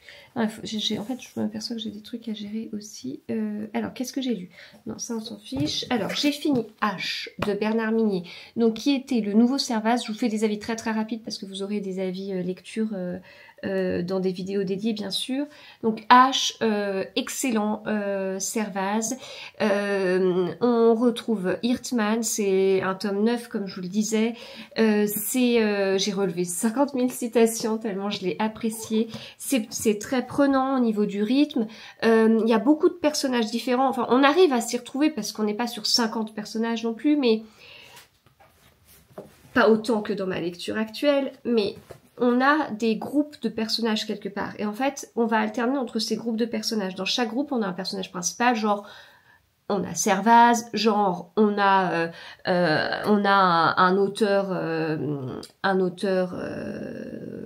je sais même plus comment il s'appelle, Emmanuel quelque chose là, on le voit tout au début, Emmanuel Sax. On a un présentateur de talk show, voilà. Et en fait, autour du présentateur, on a toute l'équipe de l'émission. Autour d'Emmanuel Sax, on a des détectives amateurs. Autour de Martin Servaz, on a forcément les enquêteurs. Donc voilà, on a un peu ce côté-là, puis on alterne en fait entre des groupes de personnes. Des fois, on va plus voir un détective amateur. Des fois, on va plus voir la collègue de Servaz, ou voilà. Donc voilà, donc très très prenant. Et sur la fin, en fait, pour moi, il y a eu poum poum, voilà, il y a eu un truc où je me suis dit, je crois que j'ai pas bien lu, je vais relire. What? Voilà, il y a eu ça, et puis il y a eu autre chose. Voilà. Donc c'est trop bien. J'ai lu Nos étoiles filantes. Alors, c'est donc le nouveau livre de Laure Manel. Donc là, on tape vraiment sur mes auteurs préférés. En fait, je vais vous dire que c'est un livre qui fait du bien. Et pourtant, le sujet n'est pas censé faire du bien. J'ai adoré ce livre. Je l'ai trouvé excellent. vraiment, je suis partie au Canada avec le personnage principal qui s'appelle Fanny. Je l'ai suivie dans ce qu'elle a vécu. Elle a vécu des choses très compliquées. Elle a survécu à un accident de voiture où son fiancé est mort. Et en fait, on va la suivre dans une sorte de reconstruction. Elle va partir au Canada. Enfin voilà, va y avoir plein de choses. Elle va rencontrer des gens, etc. Mais elle va rencontrer des gens qui sont aussi j'allais dire cabossé qu'elle, mais cabossé, je trouve que c'est pas un bon mot pour expliquer le drame qu'elle a vécu. Cabossé, ça fait personne qui s'en sort pas très bien. Là, je veux dire, elle a vécu un drame horrible, donc je sais pas trop quel mot utiliser. Des gens qui sont, qui ont vécu des drames aussi, en fait. Enfin, voilà, des gens pour qui ça va pas trop. Et elle en rencontre aussi, et c'est assez fort parce qu'à un moment donné, ils vont être plusieurs en fait à pas aller très bien, mais à s'entraider ou à se mettre soi-même de côté pour avancer.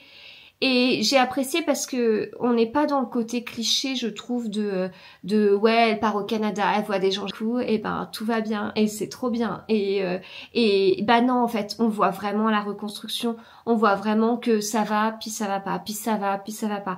Et on la suit très très bien, et pourtant on est sur une narration à la 3e personne, et en fait j'ai apprécié parce que j'avais l'impression de la suivre sur la pointe des pieds, en fait, de l'observer sans être dans du voyeurisme en disant ah, elle a vécu ce drame, alors elle s'en sort comment, alors et c'était comment ce drame. Non, c'est pas comme quelqu'un qui passe, qui ralentit à côté d'un accident de voiture pour bien voir ce qui se passe, c'est pas du tout ça. Là, on est vraiment avec cette narration à la 3e personne, on va observer, en fait, on va la voir et on va se dire ah, d'accord, bon, alors on veut pas trop la déranger, en fait, on veut y aller pour l'aider, mais pas la déranger, on n'est pas là pour la juger ou je ne sais quoi. J'ai beaucoup apprécié. Et puis, en fait, Laure Manel, c'est une de mes autrices préférées. Et j'avais oublié qu'elle avait ce truc de faire des chapitres très très très courts. Et c'est trop bien. Moi, j'adore en fait cette écriture. Donc, ravie de l'avoir retrouvée. Vraiment, je l'ai lu au bon moment parce que j'ai lu quand ça allait pas bien. Il y a des phrases qui ont fait tellement sens dans ce que je vis. Et en fait, je vais pas dire que j'en ai marre parce que c'est pas vrai, j'en ai pas marre. Mais il y a des moments, il y a des trucs où on se dit, mais attends, est-ce que le livre savait que j'allais vivre ça? Et idem pour ma lecture suivante où j'ai relevé un passage où je me suis dit est-ce qu'en fait là, la personne, les autrices en l'occurrence, sont en train ont su que j'allais lire le livre pour mettre exprès ce passage pour me dire que j'ai raison, de trouver pas ça normal en fait. Voilà. Donc ce livre, c'est le premier tome d'une série de Camilla Grebe et d'Asa Treff, je sais pas comment ça se prononce. Camilla Grebe, que vous devez certainement connaître, qui a fait une série de livres qui est juste excellente, autrice de polar suédoise. Et Asa Treff, contrairement aux apparences, c'est sa sœur. Sœur qui est psychologue et psychologue spécialiste des troubles neuropsychiatriques et de l'anxiété. Et elles ont coécrit 5 romans apparemment. Les 2 premiers tomes sont déjà sortis chez Livre de Poche. Je l'ai lu dans le cadre d'une lecture commune sur ma page Patreon. J'ai dévoré ce livre. On n'est pas sur un rythme de fou et pourtant ça se dévore complètement. On suit une psychologue qui s'appelle Siri Bergman et en fait on va la suivre, mais en fait c'est pas il y a rien d'un page turner et pourtant c'est un page turner. Je ne comprends pas. Moi qui aime analyser et vous dire ouais en fait je l'ai lu vite parce que blablabla, je peux pas vous dire. Je suis rentrée dans le livre et j'ai été aspirée puis je suis ressortie en me disant oh, qu'est-ce que c'était bien. Et en fait celui-ci c'était pareil. Donc premier tome d'une série. Là juste petit truc pour terminer sur celui-ci, le personnage s'appelle Siri, donc c'est assez compliqué des fois parce qu'on entend des trucs, il y a des passages où c'est écrit dis Siri, Siri est-ce que tu peux m'expliquer voilà, c'est un peu bizarre, mais sinon mis à part ce truc qui forcément fait écho chez nous à autre chose qu'un personnage, vraiment très très bien. Et ensuite j'ai lu ce premier tome d'une nouvelle série de Lisa Garner. Moi Lisa Garner, si vous avez lu vu mon flashback 2013, c'était très bien au niveau de la découverte, mais en fait après j'ai lu les tomes dans le désordre et j'ai pas compris l'engouement qu'il y avait autour de Lisa Garner. Pourtant, il y a plus qu'un engouement autour de Lisa Garner, je pense qu'on peut largement se le dire. Mais ça l'a pas trop fait de mon côté et donc là je me suis dit une nouvelle série, pourquoi pas, les avis étaient assez positifs quand même et j'ai adoré. En fait j'avais l'impression d'être dans une série policière c'était très cinématographique, c'était super bien travaillé sur les personnages. Là on a Frankie Elkin qui est un personnage palisse, cabossée en fait, hein, avec, pardon, avec des trucs bien, des trucs pas bien, dans le sens où elle est alcoolique, elle se bat contre ça, mais on la comprend. Et en fait, elle a des qualités, des défauts, elle a plein de choses, mais elle est surtout super attachante. Et en fait, de façon bénévole, elle part à la recherche de personnes disparues que la police a laissées de côté. Et pardon. Et en fait, donc c'est génial. Enfin, ça c'est génial. Et ce côté de rechercher comme ça des personnes disparues, c'est sa vie. Donc en fait, elle n'a pas une maison, elle n'a pas 50 000 affaires, elle va d'endroit en endroit et c'est sa raison de vivre. C'est comme ça qu'elle se sent utile. Voilà. Et c'est très prenant et j'ai beaucoup aimé le rythme, j'ai beaucoup aimé l'histoire. Vraiment, c'est un excellent thriller et j'ai hâte de lire le tome 2 qui est sorti chez Albin Michel. Et donc, ma lecture en cours, c'est celle-ci. Je vais boire un peu parce que ça gratte. Donc, Les enfants qui blessent, le nouveau tome de cette série Elma, d'Eva Björk et Guise Dautir, chez La Martinière, tome 4. Le premier, c'était Elma. Le deuxième, c'était Les filles qui, je ne sais quoi. Après, c'était Les garçons qui, je ne sais quoi. Alors, Elma, Les filles qui mentent, les garçons qui brûlent, et on a Les enfants qui blessent. Faut savoir que l'année dernière, Eva Björk et Guise Dautir a sorti Le clan Snyberg. C'est ça le titre? Ouais, Snyberg, je sais pas comment ça se prononce exactement, qui était en one shot. Là, on retrouve Elma. Alors, je suis un peu perturbée, ça rejoint quelque chose que j'ai pensé avec Servaz. Je suis un peu perturbée parce que je vous dis tout le temps qu'il faut lire les tomes dans l'ordre. Je maintiens dans une série, faut lire les tomes dans l'ordre. Je suis convaincue, c'est très important. C'est là où on se rend compte de la richesse d'une série. Je suis totalement convaincue. Le souci, c'est que la personne qui vous dit ça, quand je vous le dis, en général, c'est parce que je me... Comment vous dire ça sans être vulgaire? J'allais dire, je vous bouffe une série en très peu de temps. Enfin, vraiment, je vais lire une série en peu de temps sans m'attacher à la vraie date de sortie. Maintenant, je suis à jour. Je suis à jour chez Eva Björk et Guise Dautir, mais bon, globalement, je crois que j'ai découvert Elma en poche. Après, je les ai découverts en grand format. Les Servaz, mais je me faisais genre 3 tomes de Servaz sur un mois. Mais j'ai adoré rattraper cette série. Donc, j'ai eu ce côté-là. Maintenant, faut attendre 2 ans entre chaque tome. Enfin là, en l'occurrence, ça faisait 2 ans. Pareil pour Servaz. Et en fait, c'est pas très évident de se souvenir de tout. Bernard Minet, il l'a fait d'une façon très élégante, j'ai trouvé, puisque il nous a rappelé de façon subtile ce qui s'était passé avant, et c'est très bien fait. Voilà, vraiment très très bien fait. Eva Björk et Guise Dautir, c'est pas pareil en fait. Elle part du principe qu'on se rappelle que Elma, elle a une sœur qui est sage-femme, que elle s'appelle comme ça. Bon, il y a un petit rappel si vous voulez, mais moi j'ai oublié beaucoup de choses. Ça revient doucement, mais ça revient pas autant que si j'avais lu les tomes de façon très rapprochée. Donc je suis embêtée parce que bien sûr que oui, il faut lire les tomes dans l'ordre, bien sûr que oui, selon mes critères bien sûr, mais bien sûr que oui, pour savourer une série, il faut la lire dans l'ordre, faut enchaîner les tomes, faut machin.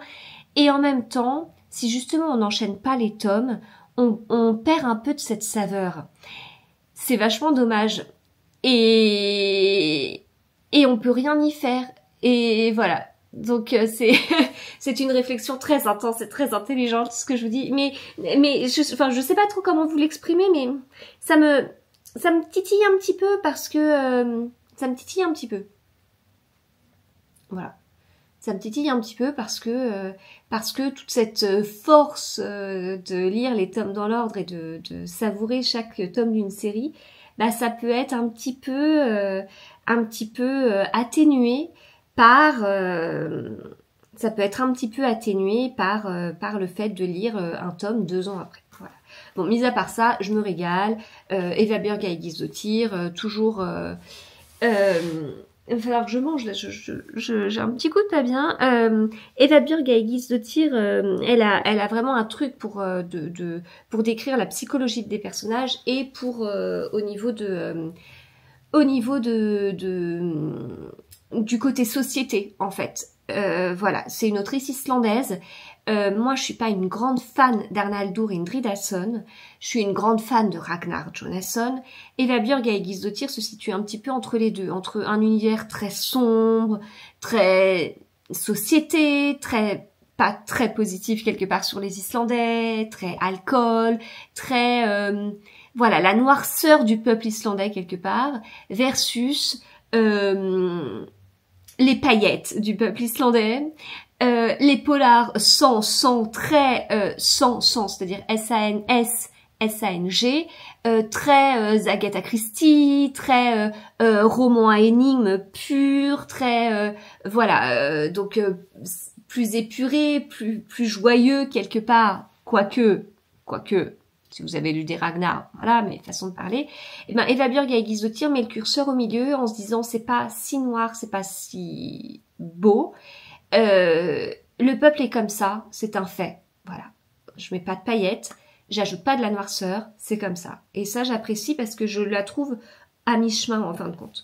Voilà, et ça n'enlève rien à ce que j'apprécie chez Ragnar Jonasson, qui est un de mes auteurs préférés, bien sûr. Voilà, donc je vais continuer ce livre-là, et là je vais vraiment arrêter parce qu'en fait ça va pas très bien. J'ai chaud, ça va pas, je vais manger, il faut prendre un peu de sucre là. Voilà, allez, à plus tard. Hello, j'espère que vous allez bien. C'est bien, je commence à parler alors qu'il y a du bruit. Je vais me chercher un endroit pour me poser là. Si possible, où je pourrais manger, alors peut-être en face. Vous pouvez pas savoir à quel point ça fait du bien, le ciel est bleu, il fait beau, il fait chaud. Et je vais voir pour traverser. Et voilà, ne serait-ce que juste le fait de sortir et tout, franchement, ça change tout. Je me pensais tellement pas capable de faire ça il y a quelques jours. Donc voilà, mais c'est pas pour ça que ma tête est vide, puisque j'espère vraiment réussir à pouvoir faire ce que je veux, voilà. Donc voilà, là c'est un événement particulier, je vais voir si je peux filmer et vous montrer ça, et j'ai très hâte d'y aller, voilà.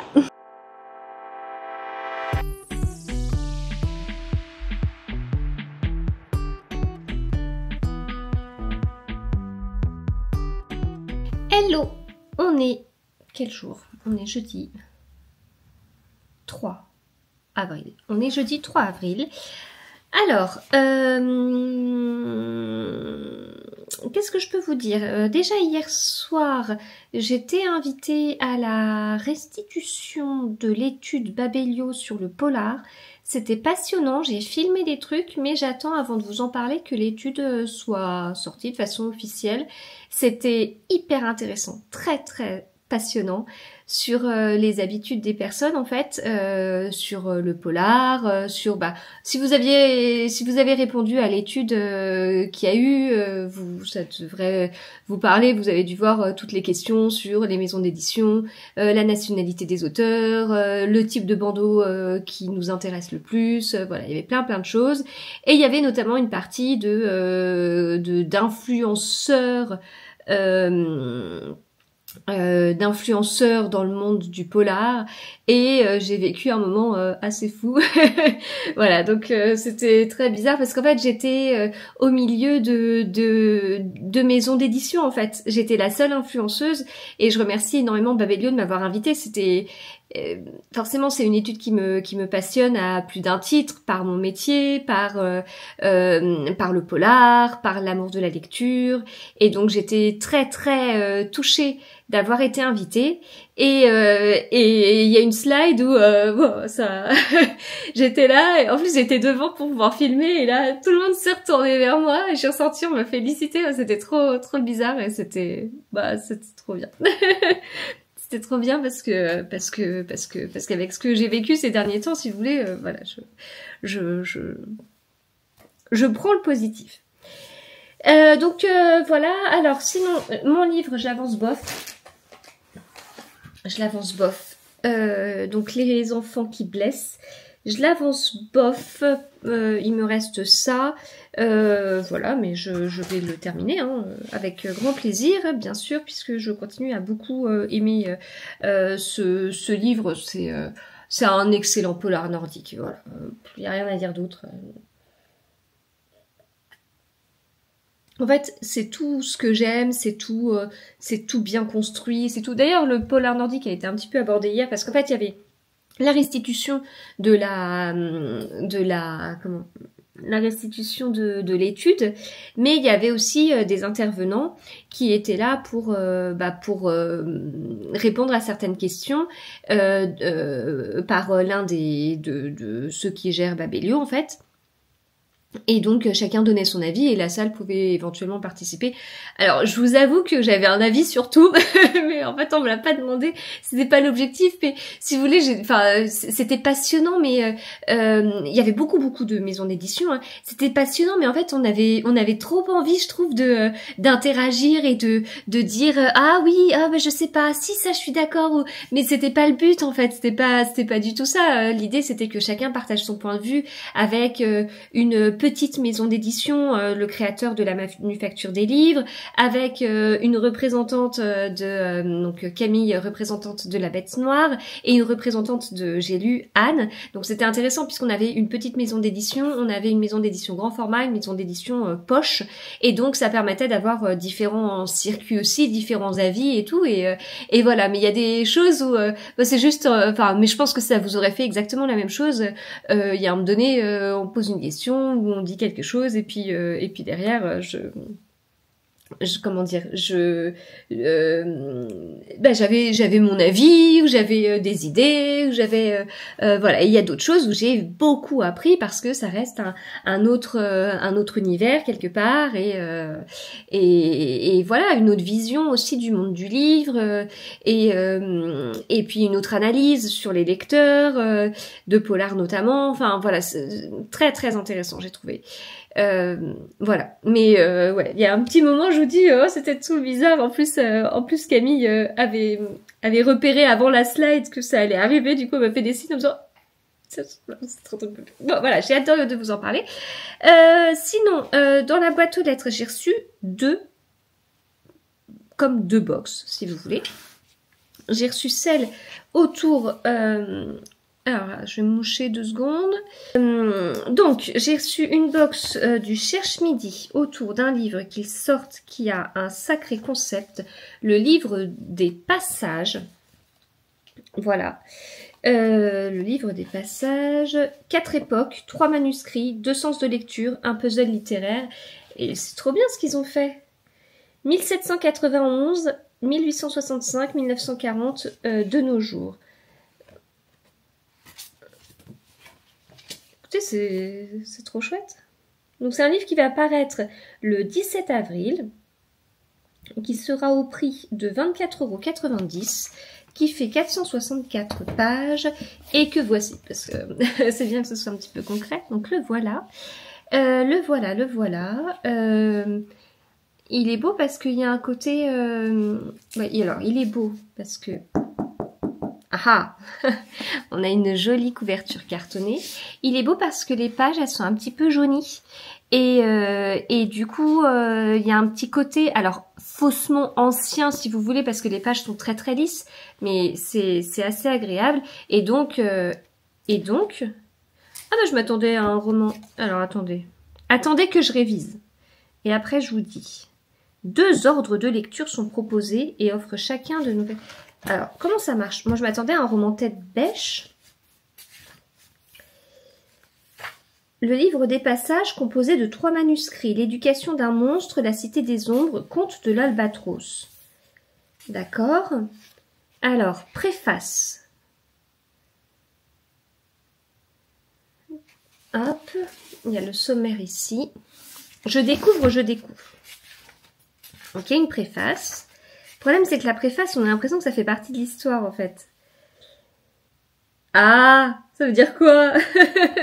Parce qu'en fait, la préface, ça commence « Je n'ai pas écrit ce livre, je l'ai volé ». Il y a de cela plusieurs étés, j'ai reçu à mon atelier de la rue des Bernardins un coup de téléphone de l'illustre bibliophile et collectionneuse de livres, Betty Ellingham. Elle souhaitait me confier la reliure d'un manuscrit sur feuille volante qu'elle me présenta comme le fleuron de sa collection. Et cette préface n'est pas... Non mais attendez, c'est une vraie préface ou ça fait partie du jeu? Et après, à l'adresse du lecteur, comme la préface le précise, ce livre peut être lu de deux façons. Conventionnellement, c'est-à-dire de la première à la dernière page, ou en suivant l'ordre de la baronne. Ceux qui opteront pour celui-ci trouveront à la fin de chaque chapitre un numéro entre accolades, indiquant à quelle page passer ensuite.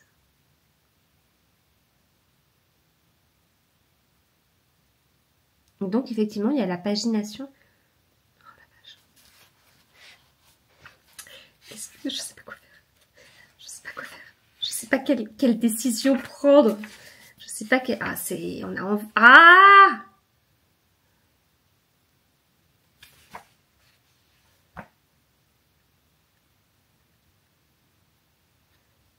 Ah! Ah, je sais pas. Qu'est-ce qu'on fait? Est-ce qu'on lit ce livre dans l'ordre ou est-ce qu'on suit l'ordre de la baronne? Et donc en fait, l'ordre de la baronne, donc c'est mis dans la note au lecteur. Donc il y a des numéros de pages entre des accolades, d'accord?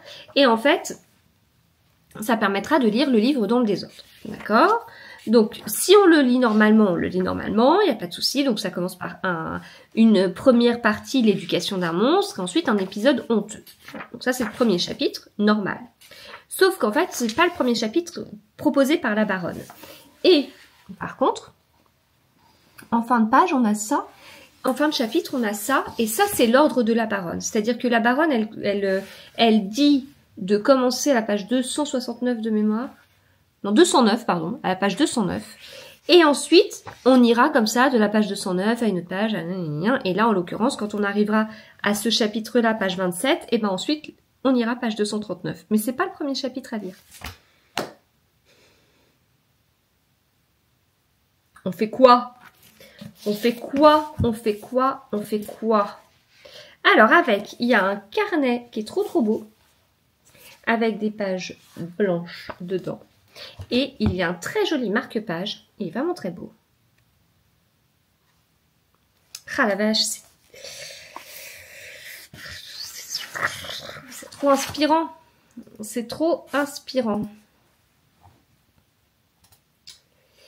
Voilà, faut que je réfléchisse. Et ensuite, j'ai reçu de la part de 1018, que je remercie beaucoup parce qu'en fait, je vous l'ai pas dit à chaque fois, mais il y a des événements littéraires que j'ai loupés à cause du fait que j'étais malade. Et j'ai notamment loupé un petit déjeuner 10-18 samedi qui avait l'air trop bien autour du Japon. Et Alix a eu la gentillesse de m'envoyer ce que les participants ont eu. Donc il y avait déjà ces 3 livres. Donc ces 3 livres, ce sont L'île des battements de cœur de Laura Imae Messina. Kafka sur le rivage d'Haruki Murakami. Et puis La maison noire de Yusuke Kishi. Voilà. Alors comme il y a écrit que c'est par le même auteur que La leçon du mal, est-ce qu'il faut en déduire que l'un est la suite de l'autre? Je ne sais pas. Voilà. Avec, il y avait du thé. Il y a des papiers pour faire des origamis. Oh, ils sont trop beaux. Oh la vache, regardez. Ça brille, c'est trop beau. Des petits autocollants fleurs de prunus, je suppose. Ça ressemble beaucoup au prunus accolade parce que la fleur, elle n'est pas double. Prunus accolade qui finit sa floraison, hein, là. C'est la fin, c'est la fin. Les fleurs sont plutôt par terre. Les pétales, en l'occurrence, sont plutôt par terre. Par contre, d'ailleurs, le jardin a changé. J'en conclus que les enfants ont réaménagé. Le jardin, c'est genre la pièce de jeu, quoi. Hein. Donc, hier, la dernière fois que j'ai vu le jardin, que j'ai passé du temps à regarder le jardin, parce qu'en l'occurrence, je l'ai vu depuis, mais j'ai pas fait gaffe. Le but de foot a changé de place. La table On a un salon de jardin depuis un moment. La table et les chaises ne servent à tout sauf à s'asseoir dessus et se poser. Et donc, ils ont tout changé. Ok. Et moi, je surveille mon petit prunus Kanzan, qui est un prunus qui fleurit plus tard que le prunus accolade. Et on en a pris un très beau l'année dernière, qu'on a du coup payé un petit peu plus cher que d'autres arbres. On s'est vraiment rendu compte de l'augmentation des prix au niveau des arbustes entre il y a 10 ans, quand on a fait notre précédent jardin, et maintenant. Et donc en fait, pour le même prix, on a plus petit. Voilà, on a le même arbre, plus petit. Et là, on a vraiment mis le prix pour ce prunus-là. Il est beaucoup plus beau que celui qu'on avait précédemment, parce qu'on a vraiment pris un prunus sur tige, et donc il a déjà une forme d'arbre, contrairement au prunus accolade qu'on a pris en petit. C'était plus petit que celui qu'on avait avant, mais on ne l'a pas pris greffé sur un tronc. Et en fait, ça veut dire qu'il n'est pas très bien formé, si vous voulez. Mais il est moins mal formé que celui qu'on avait avant, mais c'était n'importe quoi. Mais voilà. Oui, les deux prunus, ce sont deux prunus qu'on avait dans notre jardin précédent et qu'on a tellement aimé qu'on a racheté cette fois-ci. Voilà, petite parenthèse jardin puisque nous parlions de fleurs de prunus, et avec, eh bien, il y avait un petit éventail. Il est trop mignon avec un petit pompon. Voilà. C'est trop gentil parce qu'en plus c'est mis, et voici le Japon qui vient à toi. Merci. Je suis très touchée parce que, voilà, déjà je suis très touchée parce que en ce moment je suis touchée. Voilà, ça c'est, je suis, j'allais dire émouvant, n'importe quoi, je suis émue. Facilement émue, je suis sensible. Et encore plus quand c'est pour penser à moi, me dire quelque chose de gentil ou je ne sais quoi, donc voilà. Je prends. Eh bien, écoutez, je vous propose que nous nous arrêtions là pour ce vlog, parce que je vais pas avoir grand-chose d'intéressant à vous dire d'autre pour ce vlog-là. Je vous propose qu'on se retrouve du coup ensuite dans un autre vlog, bien sûr. On continue, bien évidemment. J'espère en tout cas que ce vlog vous a plu, même s'il a été un peu bizarre, hein. Et quand je dis un peu, on peut dire bizarre tout court.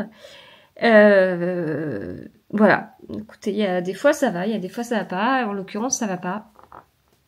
Ce que je retiens, c'est que le burn-out n'est jamais loin. Quand je replonge jamais aussi bas que la fois précédente, mais voilà. Après, il faut voir tout un contexte aussi. Faut voir pourquoi je fais ce burn-out. Qu'est-ce qui me fait replonger, tomber malade au travail, pourquoi je replonge, qu'est-ce qui me fait remonter, comment changer ça, voilà. Donc, tout ça, c'est en cours d'échange, de réflexion pour voir ce qu'on peut faire. Mais en tout cas, j'ai retrouvé beaucoup de choses très positives. Et puis, je viens de signer un contrat, un contrat éditorial. Donc, écoutez, je suis très très contente aussi. Un petit projet éditorial de plus là. Donc on dit pas non. Bon, bien évidemment, les discussions elles duraient depuis un petit peu. Enfin, c'est pas le contrat, il est pas arrivé comme ça dans ma boîte mail. Poum, ça c'est pas fait par magie. Mais écoutez, ça ajoute du positif et voilà. Donc voilà, c'est jamais évident. C'est toujours, en fait, le truc. Mais je crois entendre mon père en fait. Je remets tout en question en fait. Il y a un truc qui va pas, il y a un petit grain de sable, je remets tout en question, mais je crois que j'ai toujours été comme ça parce que je vous dis, je réentends en fait des choses. Et à un moment donné, c'est pas parce qu'il y a un nuage qui passe que ça y est, le temps va être exécrable pendant 6 mois en fait. C'est pas vrai. Sauf que quand on a vécu des années sans beaucoup d'été, on va dire, eh bien ce nuage qui passe nous plonge dans une situation hyper inconfortable et de non-confiance en l'avenir. Voilà. Et moi je suis vraiment quelqu'un qui ne vieillit pas, et ça je ne me l'explique pas, parce qu'en fait je trouve ma réaction logique et en même temps je ne me l'explique pas. quand vous voyez des personnes âgées, ou je sais pas, vos propres grands-parents, moi j'ai souvenir en fait de mes grands-parents en disant presque c'est pas grave en fait. Il y a ça qui passe, mais c'est pas grave. C'est pas grave, il y a rien de grave, c'est bon. Enfin, une certaine, on relativise en fait. Voilà, on relativise. Le temps a permis de relativiser. Moi, le temps ne me permet pas de relativiser. Moi, le temps me rend anxieuse. Le temps me rend anxieuse. J'étais pas quelqu'un anxieux. Donc voilà, c'est pas du tout mes caractéristiques. Après, quand je dis ça me rend anxieuse, ça va. Je connais des gens largement plus anxieux que moi, mais à la base, j'avais aucun souci. Aucun souci. Enfin, voilà, je deviens claustrophobe, je développe des trucs bizarres, je me reconnais pas du tout. Alors, par rapport au burn-out, déjà, mais derrière, c'est vraiment...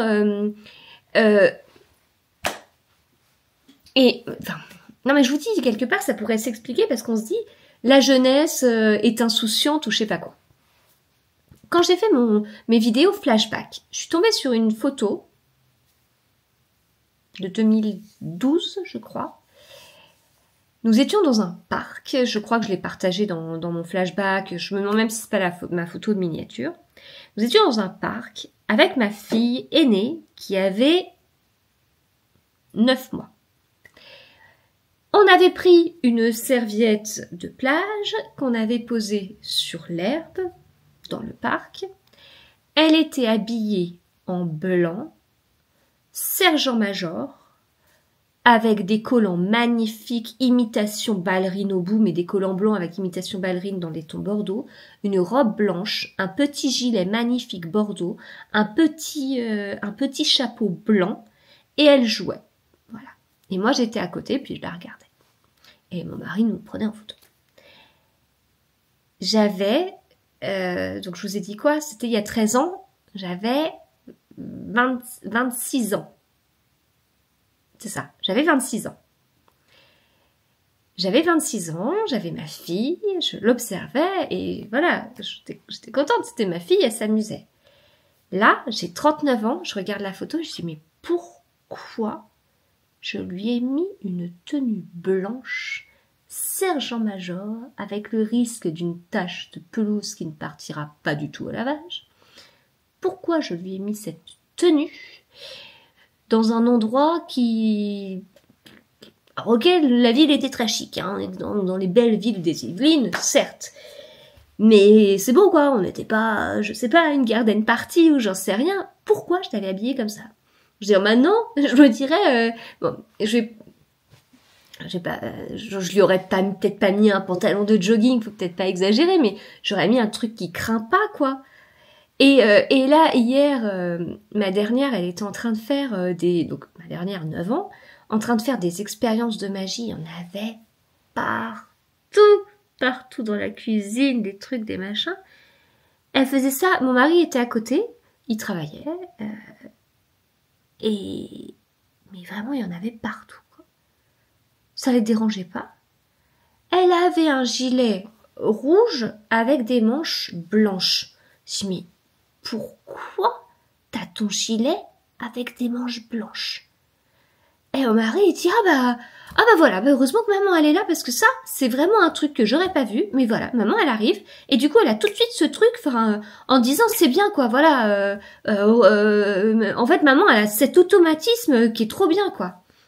Oui, mais alors en fait je l'ai à 39 ans, mais je l'avais pas à 27, à 26, 27, et maintenant ça me paraît totalement évident, tu fais des expériences avec des taches de couleur, je ne sais quoi, qu'est-ce que tu vas nous pourrir ton gilet qui est beau, et ensuite ça deviendra un gilet de dehors, alors c'est bon quoi, on paye pas des vêtements pour dehors, les vêtements de dehors c'est les vêtements que, je sais pas, si elle veut s'amuser dehors et qu'il y a personne, elle va mettre son jogging qui a un trou, elle va mettre son, voilà, enfin, on bousille pas les beaux vêtements quoi. Bref, donc voilà, donc c'est un exemple lambda, mais c'est pas illogique ce que je vous dis quelque part, c'est l'expérience qui fait que une petite robe blanche sur la pelouse verte, pour peu qu'il y ait une petite humidité quelque part, ça vient pourrir le vêtement. Donc mon expérience me fait dire que on n'habille pas des enfants en blanc comme ça, juste pour son propre plaisir, quoi. Enfin, en tout cas, moi, c'est ce que j'ai appris de mes expériences. Donc, quelque part, si vous voulez, à 26 ans, j'aurais vu un enfant de 9 ans faire des expériences et tout, j'aurais fait, mais trop cool, attends, moi aussi, je vais faire projection de couleurs. Là, j'arrive à 39 et je dis, mais pourquoi t'es habillée comme ça pour faire ça, quoi? Qu'est-ce qui n'a pas tourné rond, en fait, dans cette situation? Parce que non. Et ça, c'est... Donc là, bon, je vous dis ça avec humour, il y avait rien de très très grave, mais en fait, je trouve que je raisonne vachement comme ça en vieillissant. Donc, c'est-à-dire que avant une situation, je me serais dit, c'est pas grave, ou... Bah maintenant, je vais me dire, bon, attends. T'analyses les conséquences, tu réfléchis, tu vas plutôt faire ça, ou alors une situation qui, parce que j'ai un peu la poisse aussi sur certains trucs, mais enfin non mais même, je veux dire, j'ai vécu des parcours, enfin pour aller jusqu'au bout du truc. Avant d'avoir mes 3 enfants, j'ai fait une fausse couche. Quand je suis allée dans cette grossesse, j'y suis allée gaiement en fait. Enfin, pour moi, jamais de la vie, en plus ça a été très particulière comme fausse couche, jamais de la vie je me suis dit oh, je vais y aller mais on sait jamais, etc. Qu'est-ce que l'expérience m'a appris quand j'avais... j'avais quel âge là? J'avais 23 ans. Eh ben, qu'est-ce que l'expérience m'a appris à 23 ans? Bah, beaucoup de choses. Déjà, à ne pas me réjouir de quelque chose qui n'est pas sûr à 100%. Donc, par exemple, là, je vous dis, j'ai un projet éditorial, je l'ai signé, donc c'est bon, je peux en parler. Mais tant que je l'ai pas signé, on sait pas. Parce qu'en fait, tant que les 3 mois sont pas passés, on sait pas. Puis encore, il peut se passer d'autres trucs après, etc. Donc, cette fausse couche m'a appris ça. Et qu'est-ce qui s'est passé pour les 3 grossesses suivantes? À quel point j'étais terrorisée de passer ce cap, en fait.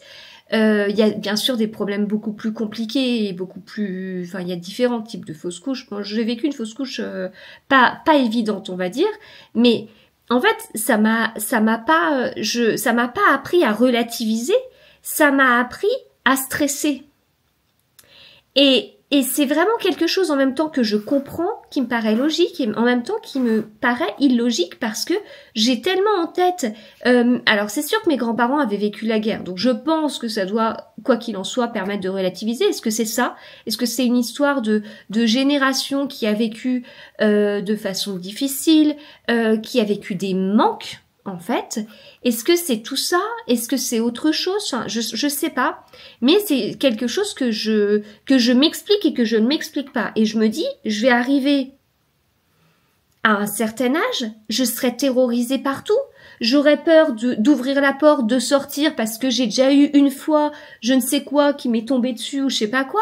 Et puis je vais avoir peur de prendre la voiture parce qu'on aura eu un truc machin. Et puis enfin, ça me paraît, enfin, si vous voulez, ça va pas être possible, en fait. Ça veut dire que tout ce qui me sera arrivé de négatif, je vais le conserver en me disant, ouais, alors en fait, dans ce cas-là, c'est vrai qu'il y a 99% de chances que ça se passe bien, mais j'ai vécu le 1%, donc le 1% prend une ampleur énorme et du coup va m'empêcher d'être sereine. Voilà. Écoutez, je ne sais plus comment j'en suis arrivée à ça, mais voilà, c'est ma réflexion.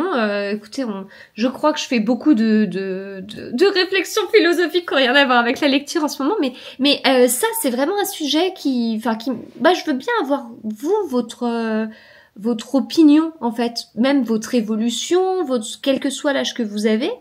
Comment vous sentez, en fait? Est-ce que les expériences que vous avez vécues vous enrichissent et en fait vous donnent des billes et vous vous sentez plus mieux équipé et donc pour prendre les choses avec sérénité, ou est-ce que vous êtes comme moi, ou est-ce qu'en fait ça change rien du tout, ou je sais pas, enfin voilà. Ça m'intéresse parce que voilà, pour alimenter des réflexions personnelles, etc. En tout cas, en réflexion personnelle sur du très court terme, je sais globalement ce que j'aimerais et nous allons croiser les doigts très très fort pour que on arrive sur une concrétisation de ça et que ce soit positif. Voilà. Il y avait tellement de choses dans ce vlog, tellement de choses. J'espère en tout cas que ça vous a plu, que ces passages plus personnels ne vous dérangent pas trop. Et ces passages également moins livresques, j'en ai conscience. Donc j'espère aussi que ça ne vous dérange pas trop.